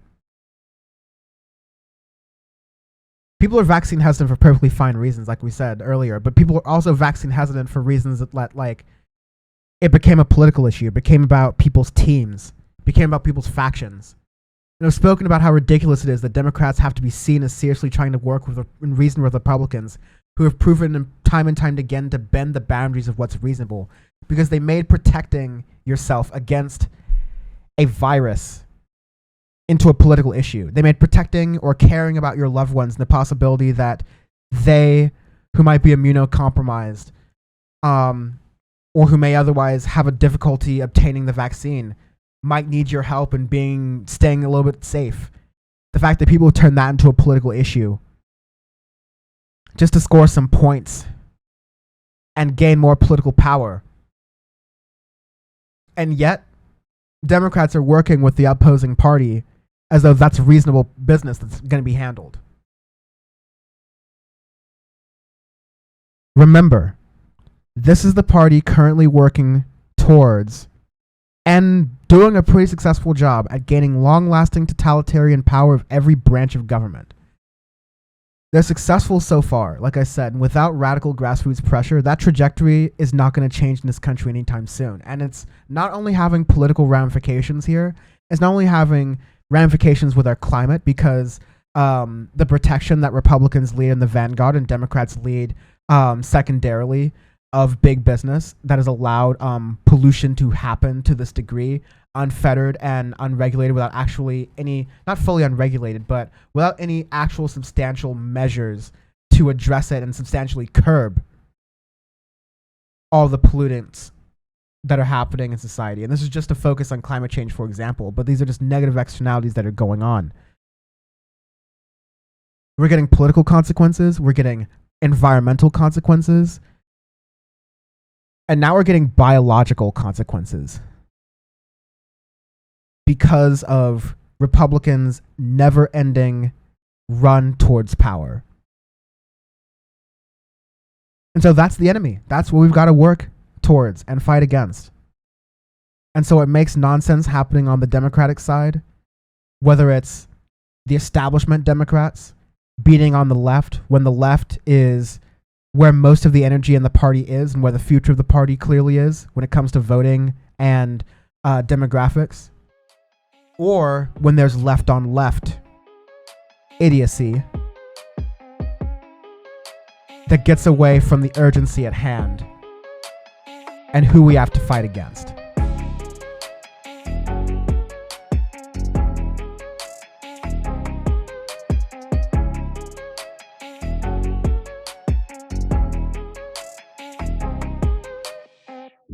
So if you didn't know, I, Dan from the internet, kind of got my start in internet political news and commentary and whatever the hell we're calling this at TYT, the Young Turks. I started interning there around 2013 and I left in early 2020. I still appear on some shows, notably The Damage Report with John Idarola, which is a show I helped launch with the legendary Brett Ehrlich and the show's namesake, John. And I'd be remiss if I didn't also say that I also want to give a shout out to the diligent, hardworking staff and crew behind the scenes as well, whose voices are often too left out of these matters of, leftist online drama, let's say. But needless to say, during my time there, I got to work with some absolute characters. I developed a breakdown with Hassan Piker, among others. With Hassan Piker especially, we saw each other both develop into the leftist commentators we are today. I got to work closely with Anna Kasparian and really got to sort of, in some ways, nudge, and in a lot of ways just like watch her grow and evolve into some of her more leftist-leaning ideas. But I also met some other characters as well. I briefly interacted with Jordan Sheridan, whose troubling past has been well discussed elsewhere. There's Michael Tracy, who faked a fight with Congresswoman Maxine Waters and is still incredibly not mad about it. There's Dave Rubin, who would sell his soul for approval from MAGA chuds but still can't afford brain cells. And speaking of Dave Rubin, he got temporarily suspended from Twitter recently for spreading misinformation about COVID and already reached the phase of grift where he started his own doomed-to-fail social media service. So feel free to tweet me at Dan from the Web or at Power Report World any of your bets for how long that website lasts. I always love those kinds of guesses online. And finally of note, who I'll spend a little bit of time going on here, is Jimmy Dore, who at TYT hosted the Jimmy Dore Show and Aggressive Progressives. For a period of time, as I said, I produced a number of shows at TYT, and two of the shows I was staffed to produce for included those two. And so I mention all this because the latest batch of drama that I guess I'll talk about on, like, you know, leftist online YouTube discourse, and I hate all of this stuff so much. But it kind of started when Anna Kasparian and Jimmy Dore got into a battle over whether or not reports that Jimmy had taken monies from entities related to Syrian President Bashar al-Assad were true or not. And of course, Syrian leader Bashar al-Assad had come under fire for just a number of different issues that were going on over there, whether or not their chemical agents had been used by Assad or by others on the people who are living in Syria. That's like an open debate, and I really want to have an episode of Power Report on with people who are very much removed from this conversation, so there are no stakes in the game, so I can kind of like have a clear approach to it. But for the purposes of this, we don't need to get too much into that world news like story for here. This is more about, again, national politics and strategy for the left in the Malaise era. So this discourse around Syria and Jimmy and Anna or whatever quickly devolved into an incident where Jimmy made sexually inappropriate comments over Anna's outfit during this one instance in the middle of the office at TYT, in front of Anna's students from a class that Anna was teaching at the time. They'd come in to do like a, a on-the-job shadowing of what Anna was doing at TYT, and Jimmy happened to be there to make that remark. And I'm saying this because Anna has admitted that this happened. Jimmy has admitted this happening. There's slightly different versions of this, but they've both admitted that this has happened. I was not personally there to witness this incident. There was a lot of times at TYT where I was working remotely because I was still in college at the time, separately from the offices. But I've seen Jimmy make inappropriate comments on others' clothing, including one time when he made a comment on me wearing shorts in California in the summer, randomly one time.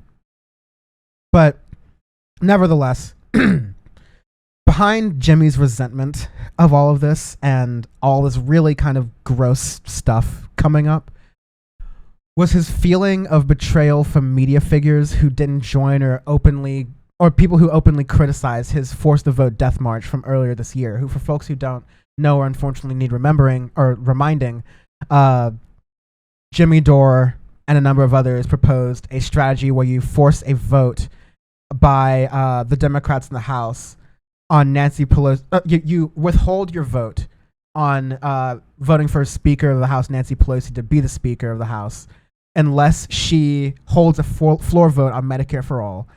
And even though it's destined to fail, and some of the Force the Vote people realize this, you would get people on record for supporting it or not, and then you could mount a grassroots offensive against those Democrats. Never mind that we already knew which Democrats are in favor of Medicare for all and aren't in favor of Medicare for all, let alone that this kind of grassroots support wouldn't be led by Jimmy Dore necessarily, or these YouTube commentators or Patreon commentators and podcasters, as it were. Let alone these people were just kind of jumping in and leading with a really bad strategy that would have spent a lot of the squad's political capital, let's say, at a point where it really did not make a difference before the Georgia runoff, when the Democrats had to appear like a strong party while the Republicans were in shambles because they were busy, storming the Capitol, essentially, or getting ready to storm the Capitol, at least before the Georgia runoff. And this whole Force the Vote thing was stuff that Jimmy Dore really felt that because people weren't paying attention to it, the people who weren't paying attention to it didn't really have any interest in getting Medicare for all for people, that they were only interested in that they weren't truly interested in getting Medicare for all for people. They were paid shills they had sold out to the Democratic Party, because Jimmy Dore has a very my way or the highway approach that goes back to deep-seated mental health issues that he very much has, that people around him are very much aware of, people who work with him are very much aware of, and things that he has frankly been vocal about in other public forums. So it's not too low blow of me to say this, but dude has mental issues. And I'm going to be going over a couple of these different things, as well as a little bit of a setting the record straight here, because at this point you have pundits with egos out there many of which I formerly used to work for and work with, and some of the record needs to be set straight here. And so, in response to this like really gross back and forth, this incident with Jimmy responding to Anna's dress and essentially sexually harassing her in the workplace was resurfaced. TYT had to respond forcefully in a video to Jimmy Dore because Jimmy had also been slandering TYT for months and saying a number of these different things. And so I sent him that DM because the harassment has continued. It's not sexual harassment. It's been constant harassment online that wouldn't go away. Doesn't matter if I ignore him, which some of my friends, my leftist friends have told me, just ignore him, it'll go away. Just ignore him, ignore him. Kept going and going and going, directing trolls at me nonstop. And finally I couldn't take it anymore. So I sent him that message saying, you remember what you did to me.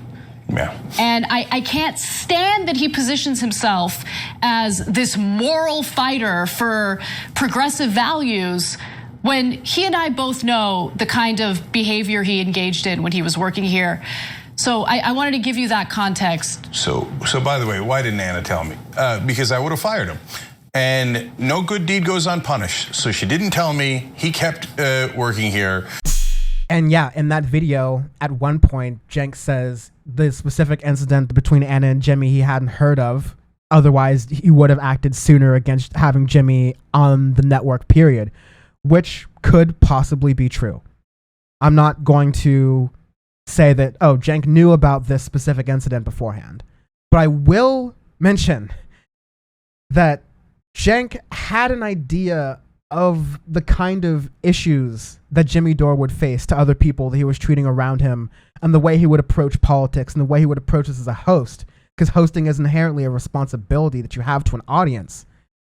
And these issues have been brought up to him as early as June 2018, which is a call that I had with Cenk to talk about these things as much, because we were talking about, you know, my production role and what I would be doing on the production side of things. And I mentioned on that call with him that I didn't mind working with John and Anna, where both hosts have an intellectual curiosity, and learning was a two-way street. I felt that my working relationship with them was like I was learning something new. I was growing in my professional career. They're generally like kind people. Like what you see is what you get on air. Same thing with what I felt with Hassan Piker. I think Hassan and I have had our internal, less public arguments and our external, more public disagreements. But Hassan and I are still tight, and I think that's very like well aware. And at TYT, we're allowed to have disagreements with each other and still be tight, more or less, right? But I was telling Cenk at the time on that call that Jimmy is a bit of a different situation, right? Like, he doesn't have that same intellectual curiosity. He has this bull in the china shop hosting style where details and facts are frequently disregarded, so he can make one of his canned everyman jagoff comedian talking points.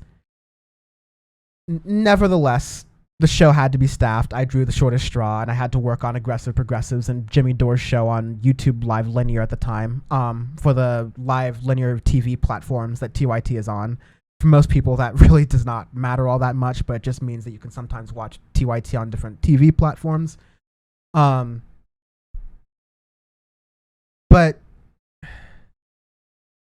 even after I brought up my concerns, Cenk decided for whatever reason that allowing to give Jimmy his platform, allowing him to do this show where he would shout over people who disagreed with him, he would give overly preferential credit to people who name dropped him on podcasts, and these would be politicians, mind you, that Cenk decided for whatever reason, I guess, that would be somehow beneficial for the company or for the progressive movement as a whole. Clearly he was wrong on that. I'm not sure why he thought that at the time, but there's a little bit more reconciliation that I think needs to happen for the fact that there was so much faith put in folks like Dave Rubin, like Jimmy Dore, like the Cheridans, the Tracy's of the world, that folks were saying things about that for whatever reason there was no action taken on, or the people who were closest to the matter weren't trusted. I think it's a learning moment for the structure of companies, I would say.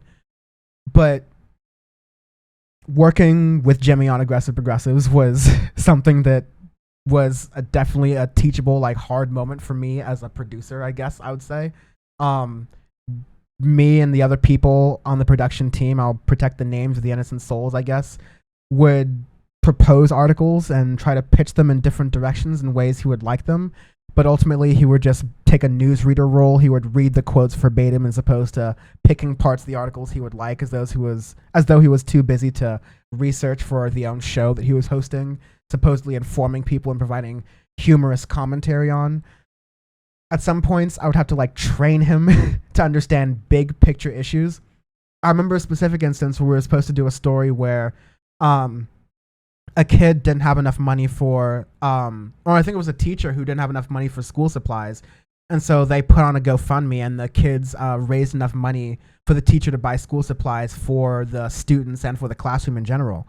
And Jimmy seemed ready to go on as though it was like a good story in general. Like, this is a good moment where like people can get together on a grassroots level and organize. And I was like, no, this is a systemic failure. As a producer, I had to tell him that the fact that you have to get to a GoFundMe to have these schools have supplies for their students, instead of the fact that you have millionaires and billionaires who oftentimes benefited from these schools, or their parents benefited from these schools, and they're not paying their fair share back, and so money's not going to these schools. And so they have to take money from people who are already struggling going by, kids having to beg their parents for additional money that they're already spending to go to these schools is actually a systemic issue and not something to celebrate. These are things I'd sort of have to like handhold Jimmy Dore towards so that he could pretend to be a leftist and then go on to Tucker Carlson's show. But like more on that later, because that's a total hypocrisy, because he will say that, oh, anyone who criticizes him for talking to the people on the right aren't real leftists because you should be able to convince people on the right. And that's absolutely true. But there's something about being a leftist that's been far too obscured recently, which is the ability to understand good and bad faith. And that's something that, especially covering Ben Shapiro and covering a lot of the folks on the new right, the so-called intellectual dark web, I've tried to make very clear and make very pointed attention to the fact that people who are bad faith actors cannot necessarily be trusted the same way good faith actors can be trusted. And so you can't put the same amount of effort into convincing them of something they don't want to be convinced of because they already have an agenda.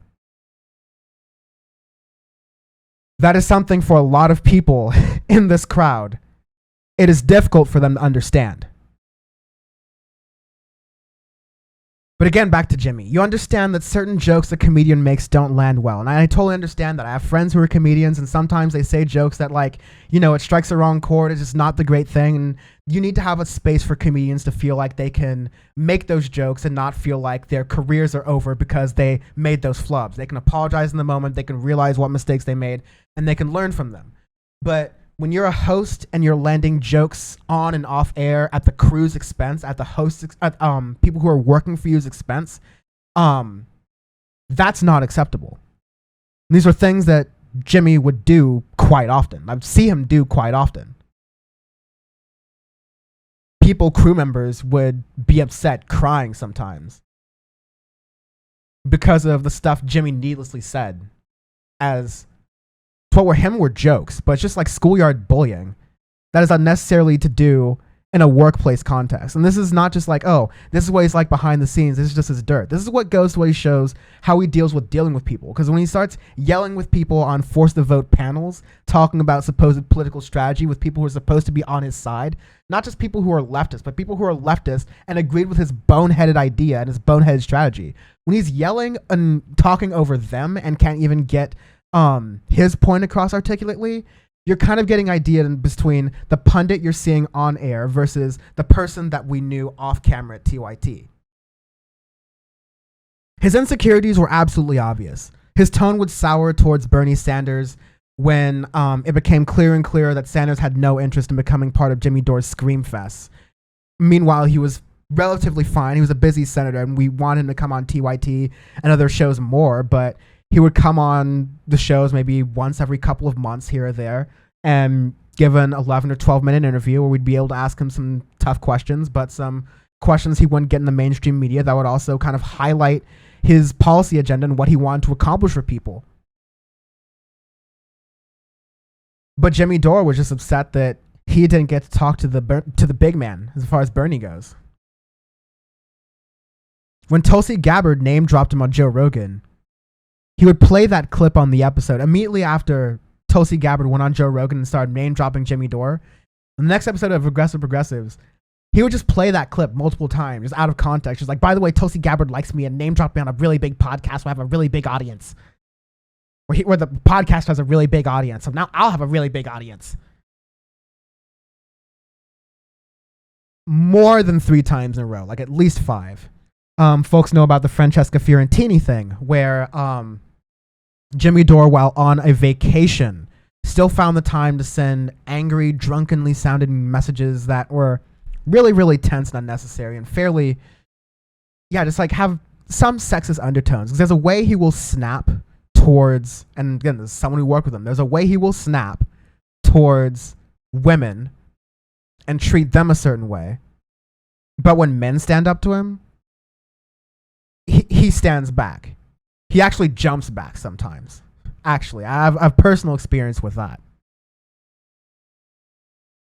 But yeah, he sent these unhinged messages, sent all these weird accusations towards Francesca about her being a paid chill or whatever. And his followers get just as belligerent as he is. This is all relevant to the force the vote thing, but I've just got a lot of record straightening to set. So we'll move on and we'll move forward here.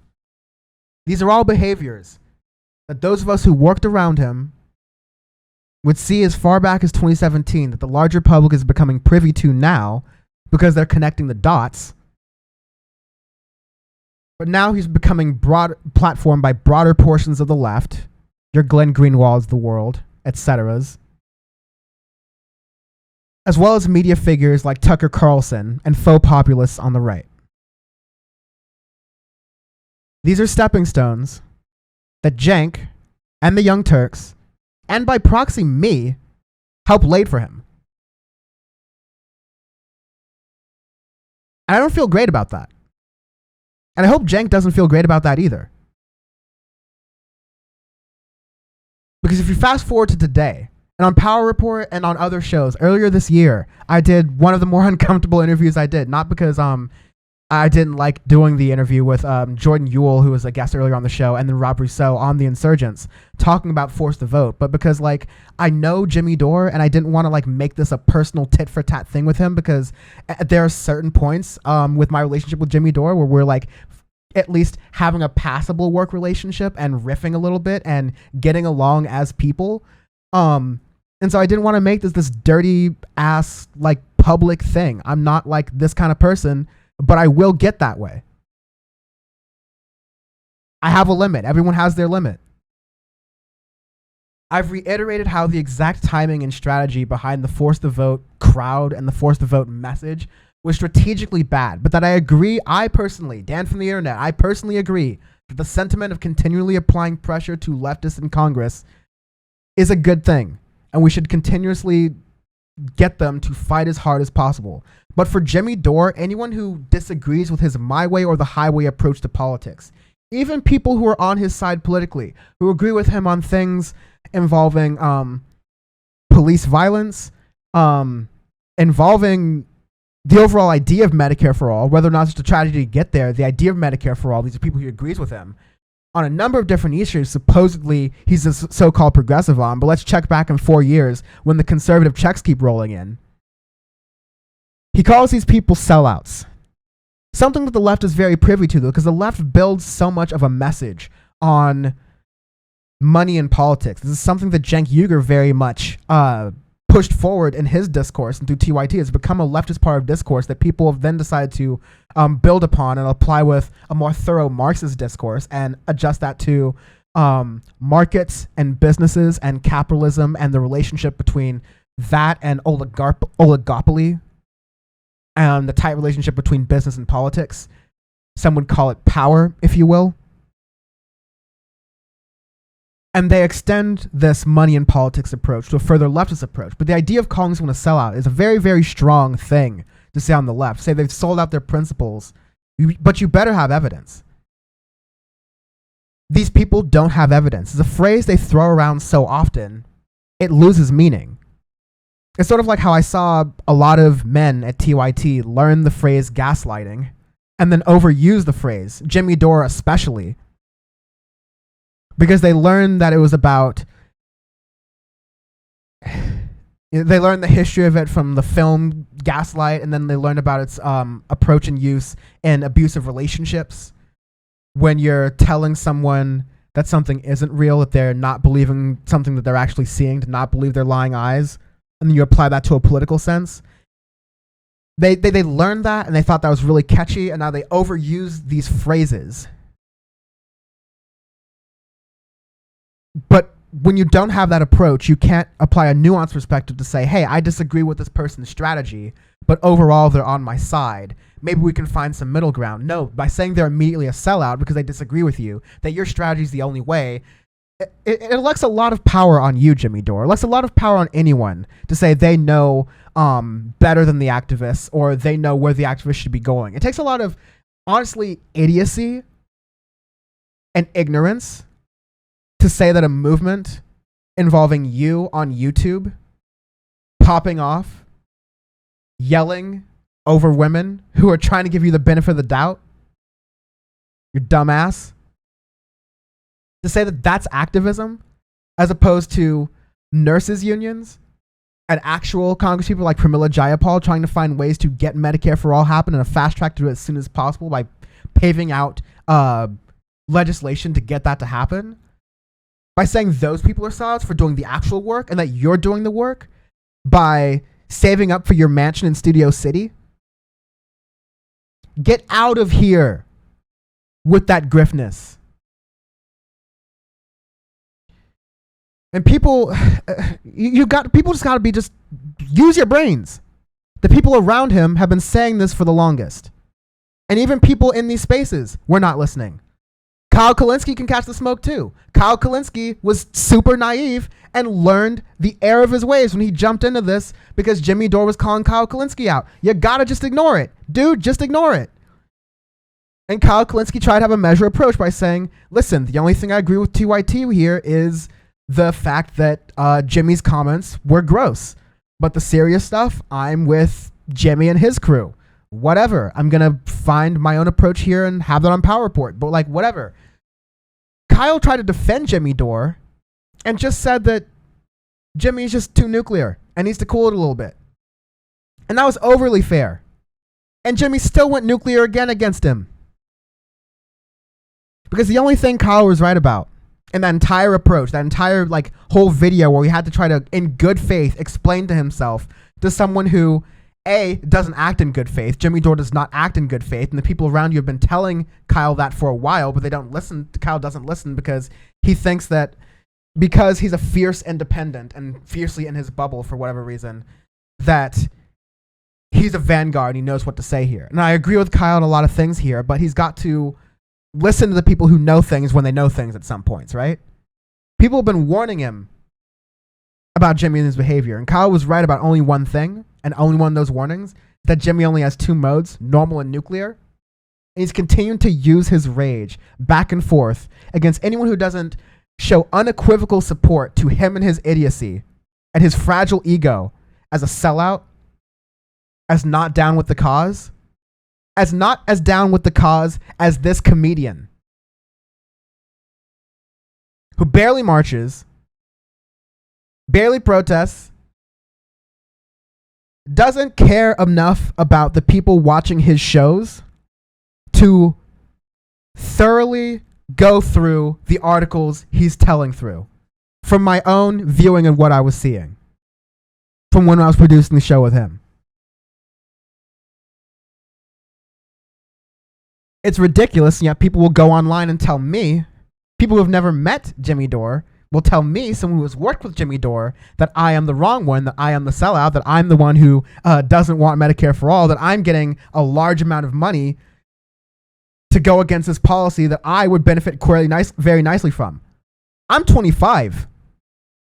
I am months away from being on my own with health insurance. I'd very much benefit from Medicare for all. All right? So these people don't know what the fuck they're talking about.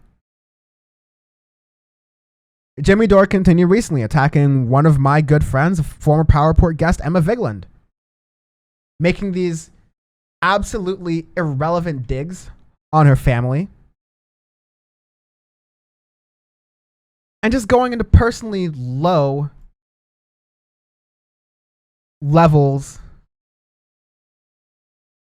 of discourse here that are completely unnecessary.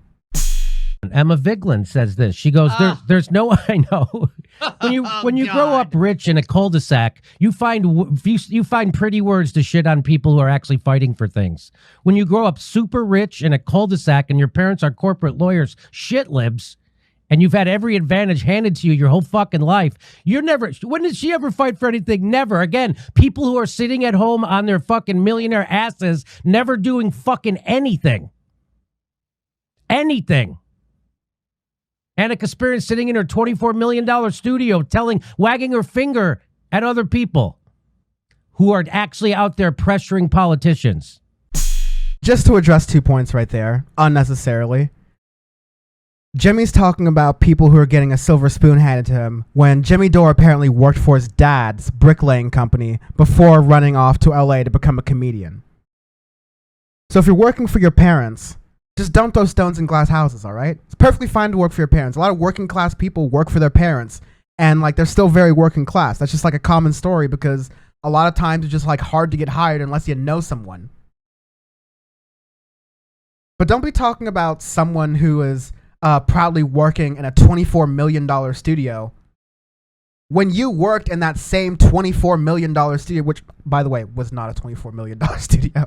My job would have been so much easier if it were a $5 million studio. You don't understand how money works, dude. Just, like, sit your ass down. But, like, Jimmy Dore sat in that same studio, same desk, same cameras, and is now talking about, because he sits in a different studio in his garage at his multi-million-dollar house, that he's now somewhat of a movement builder. The hubris of this asshole.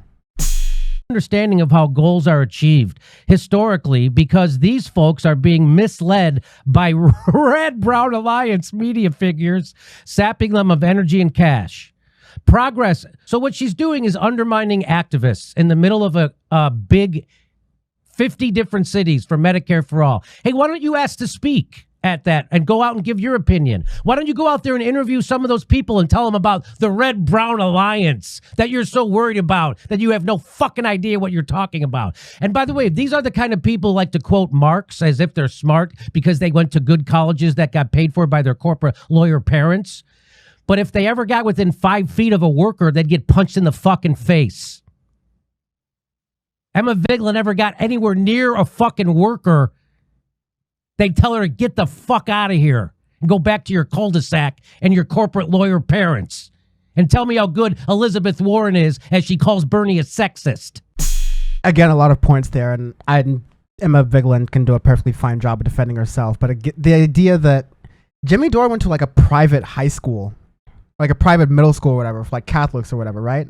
And has like jokes about like allegedly being sexually harassed at this like private Catholic school.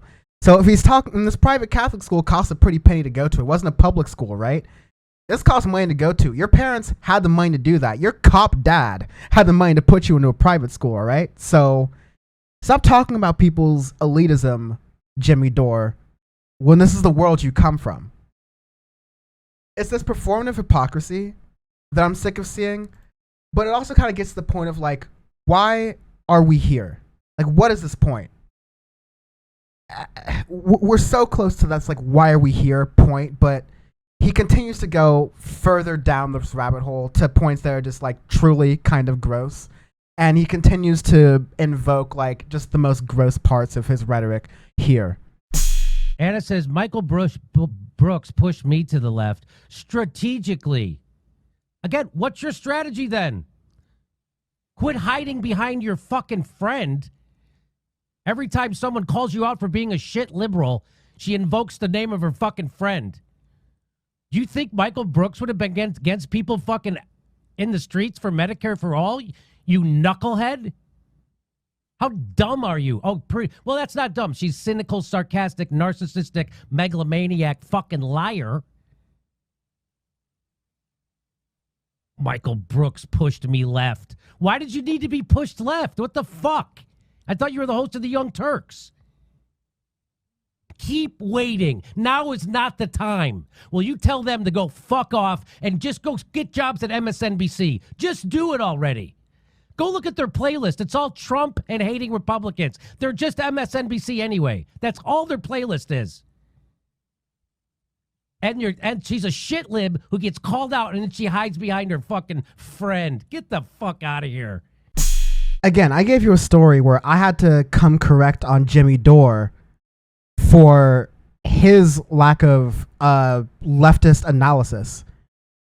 Again, I've had to come to Jimmy Dore for the fact that he has like no analysis whatsoever. He has made a comedic sort of behavior and a platform built off of TYT of a comedian who doesn't really pay much attention to the news, is sort of just like passively, angrily yelling at what's going on in the news. And the premise is that you're supposed to like agree, hopefully.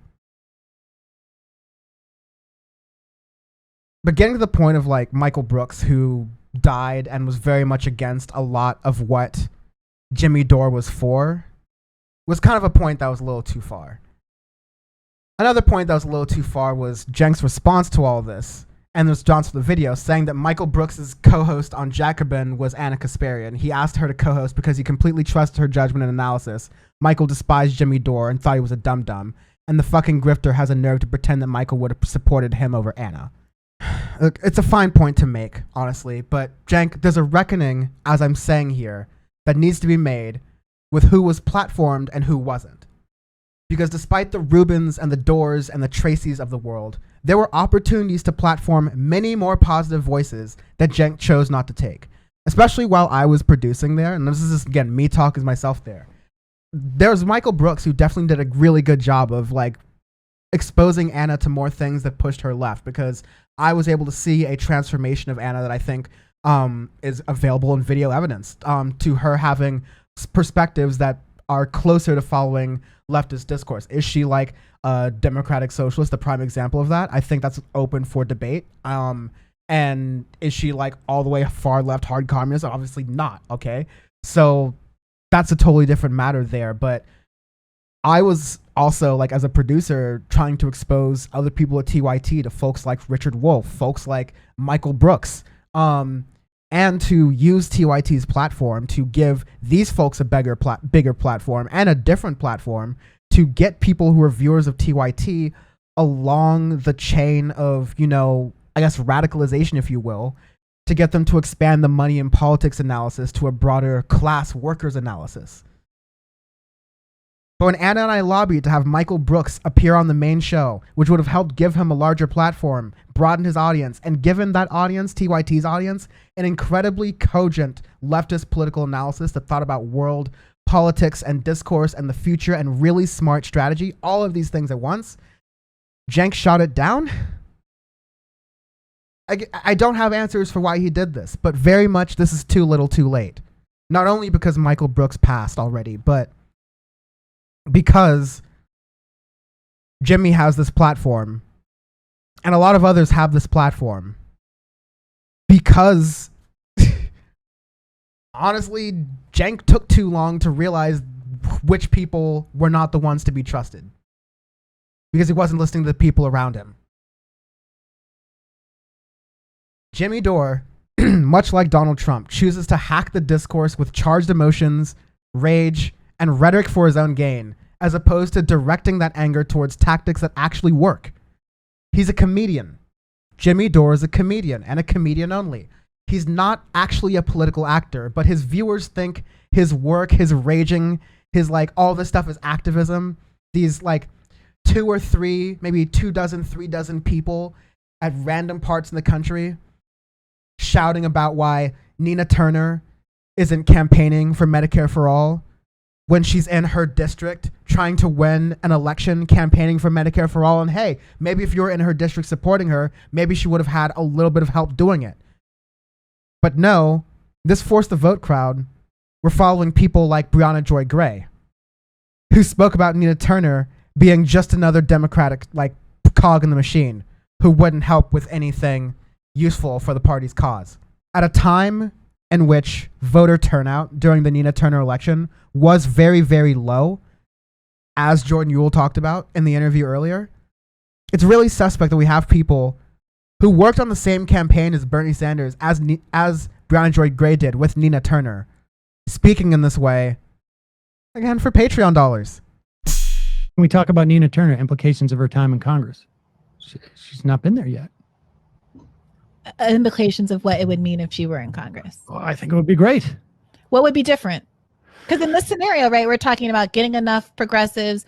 One more isn't going to change anything. So how do you convince people to get mobilized behind a candidate like this when it's just one more? 1/4 of the House Representatives will be Nina Turner. That percentage that Virgil Texas sort of slyly gave there is also the percentage of Alexandria Ocasio-Cortez. It's also the percentage of Cori Bush being in Congress. And Cori Bush essentially single-handedly was able to turn around the Joe Biden administration and get an eviction moratorium extended so that people weren't allowed to be kicked out of their homes, putting evictions on their records, making it harder for them for years and years and years to possibly get housing, adding to America's housing crisis. Cori Bush, the black woman who's experienced more strife in being unhoused than Jimmy Dore ever has or ever will, successfully pressured the Biden administration to do that. Meanwhile, Jimmy Dore is calling Cori Bush a sellout before she even gets elected. I don't care if Cori Bush just got elected and fucking Jamal Bauman and the squad, and they're there to fake you out. Progressives inside the Democratic Party are there to fuck you up and fake you out. They're not there to help you. So this idea that somehow now Cori Bush and Jamal Bowman is going to somehow add to the heft of the progressive caucus is just a pipe dream, because you have 6 people or 7 people who are kind of progressive inside the Democratic Party. What that does is gives a false signal to workers that the Democratic Party is an opposition party. It is not. They are there to give you the false impression that it is.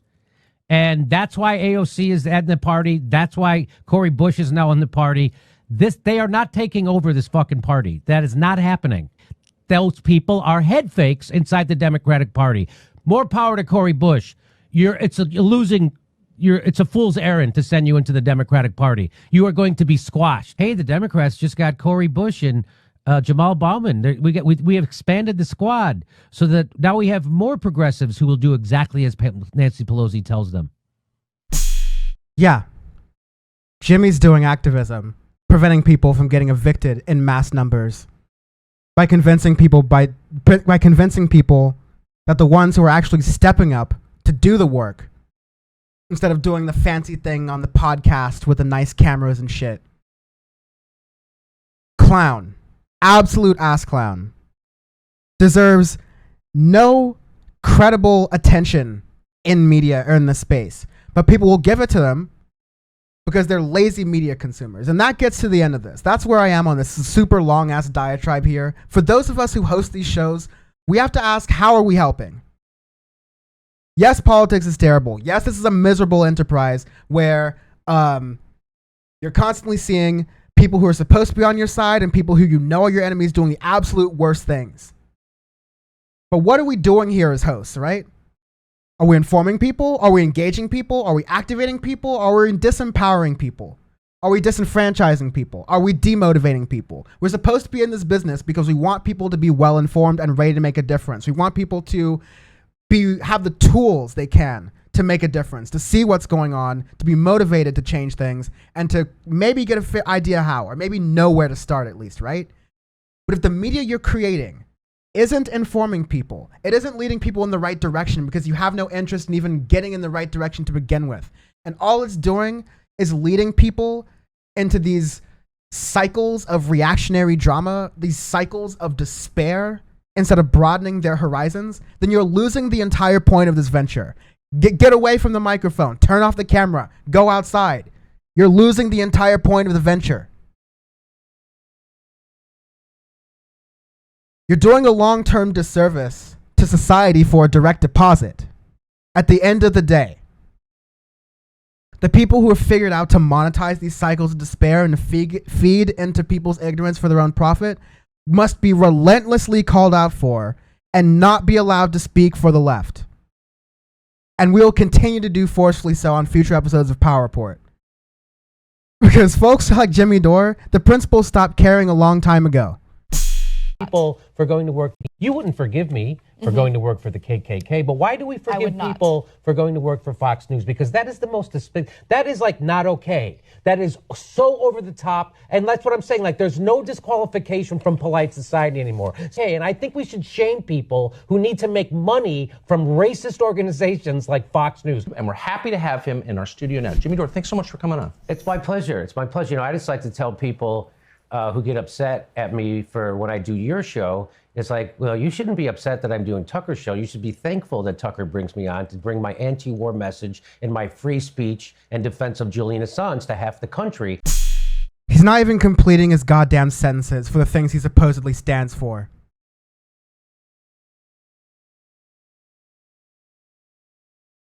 I think I've said enough on this, but I'm going to let Michael Brooks have the last word on Jimmy Dore, because he was abundantly clear about this.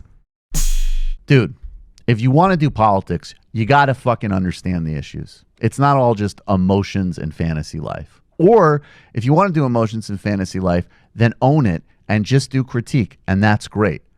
But don't call people who actually care about the process and bother to do some fucking research dummies because they look at things a little bit structurally. It's an easy hustle. It's an easy market. It's an easy game. But it's not contributing to anything. It's not going to help us win. And to me, it seems like, if anything, at this point, this is helping Trump. If we have to fight neoliberals, we have to fight Trump, we have to fight establishment Democrats, we have to deal with the corporate hegemony, we have to deal with ideological conformity of a global elite, do we really need to spend our time on YouTube just giving people dumb emotional releases? Or actually help them think about how they actually get power? And I know that that was spoken like a true fucking corporate sellout. Get the fuck out of here, man. Do some research. Get serious. Find Power Report on Twitter at PowerReportWRLD and on Instagram at PowerReport.world. All the links are also at the website at PowerReport.world. And there's more of that where this came from.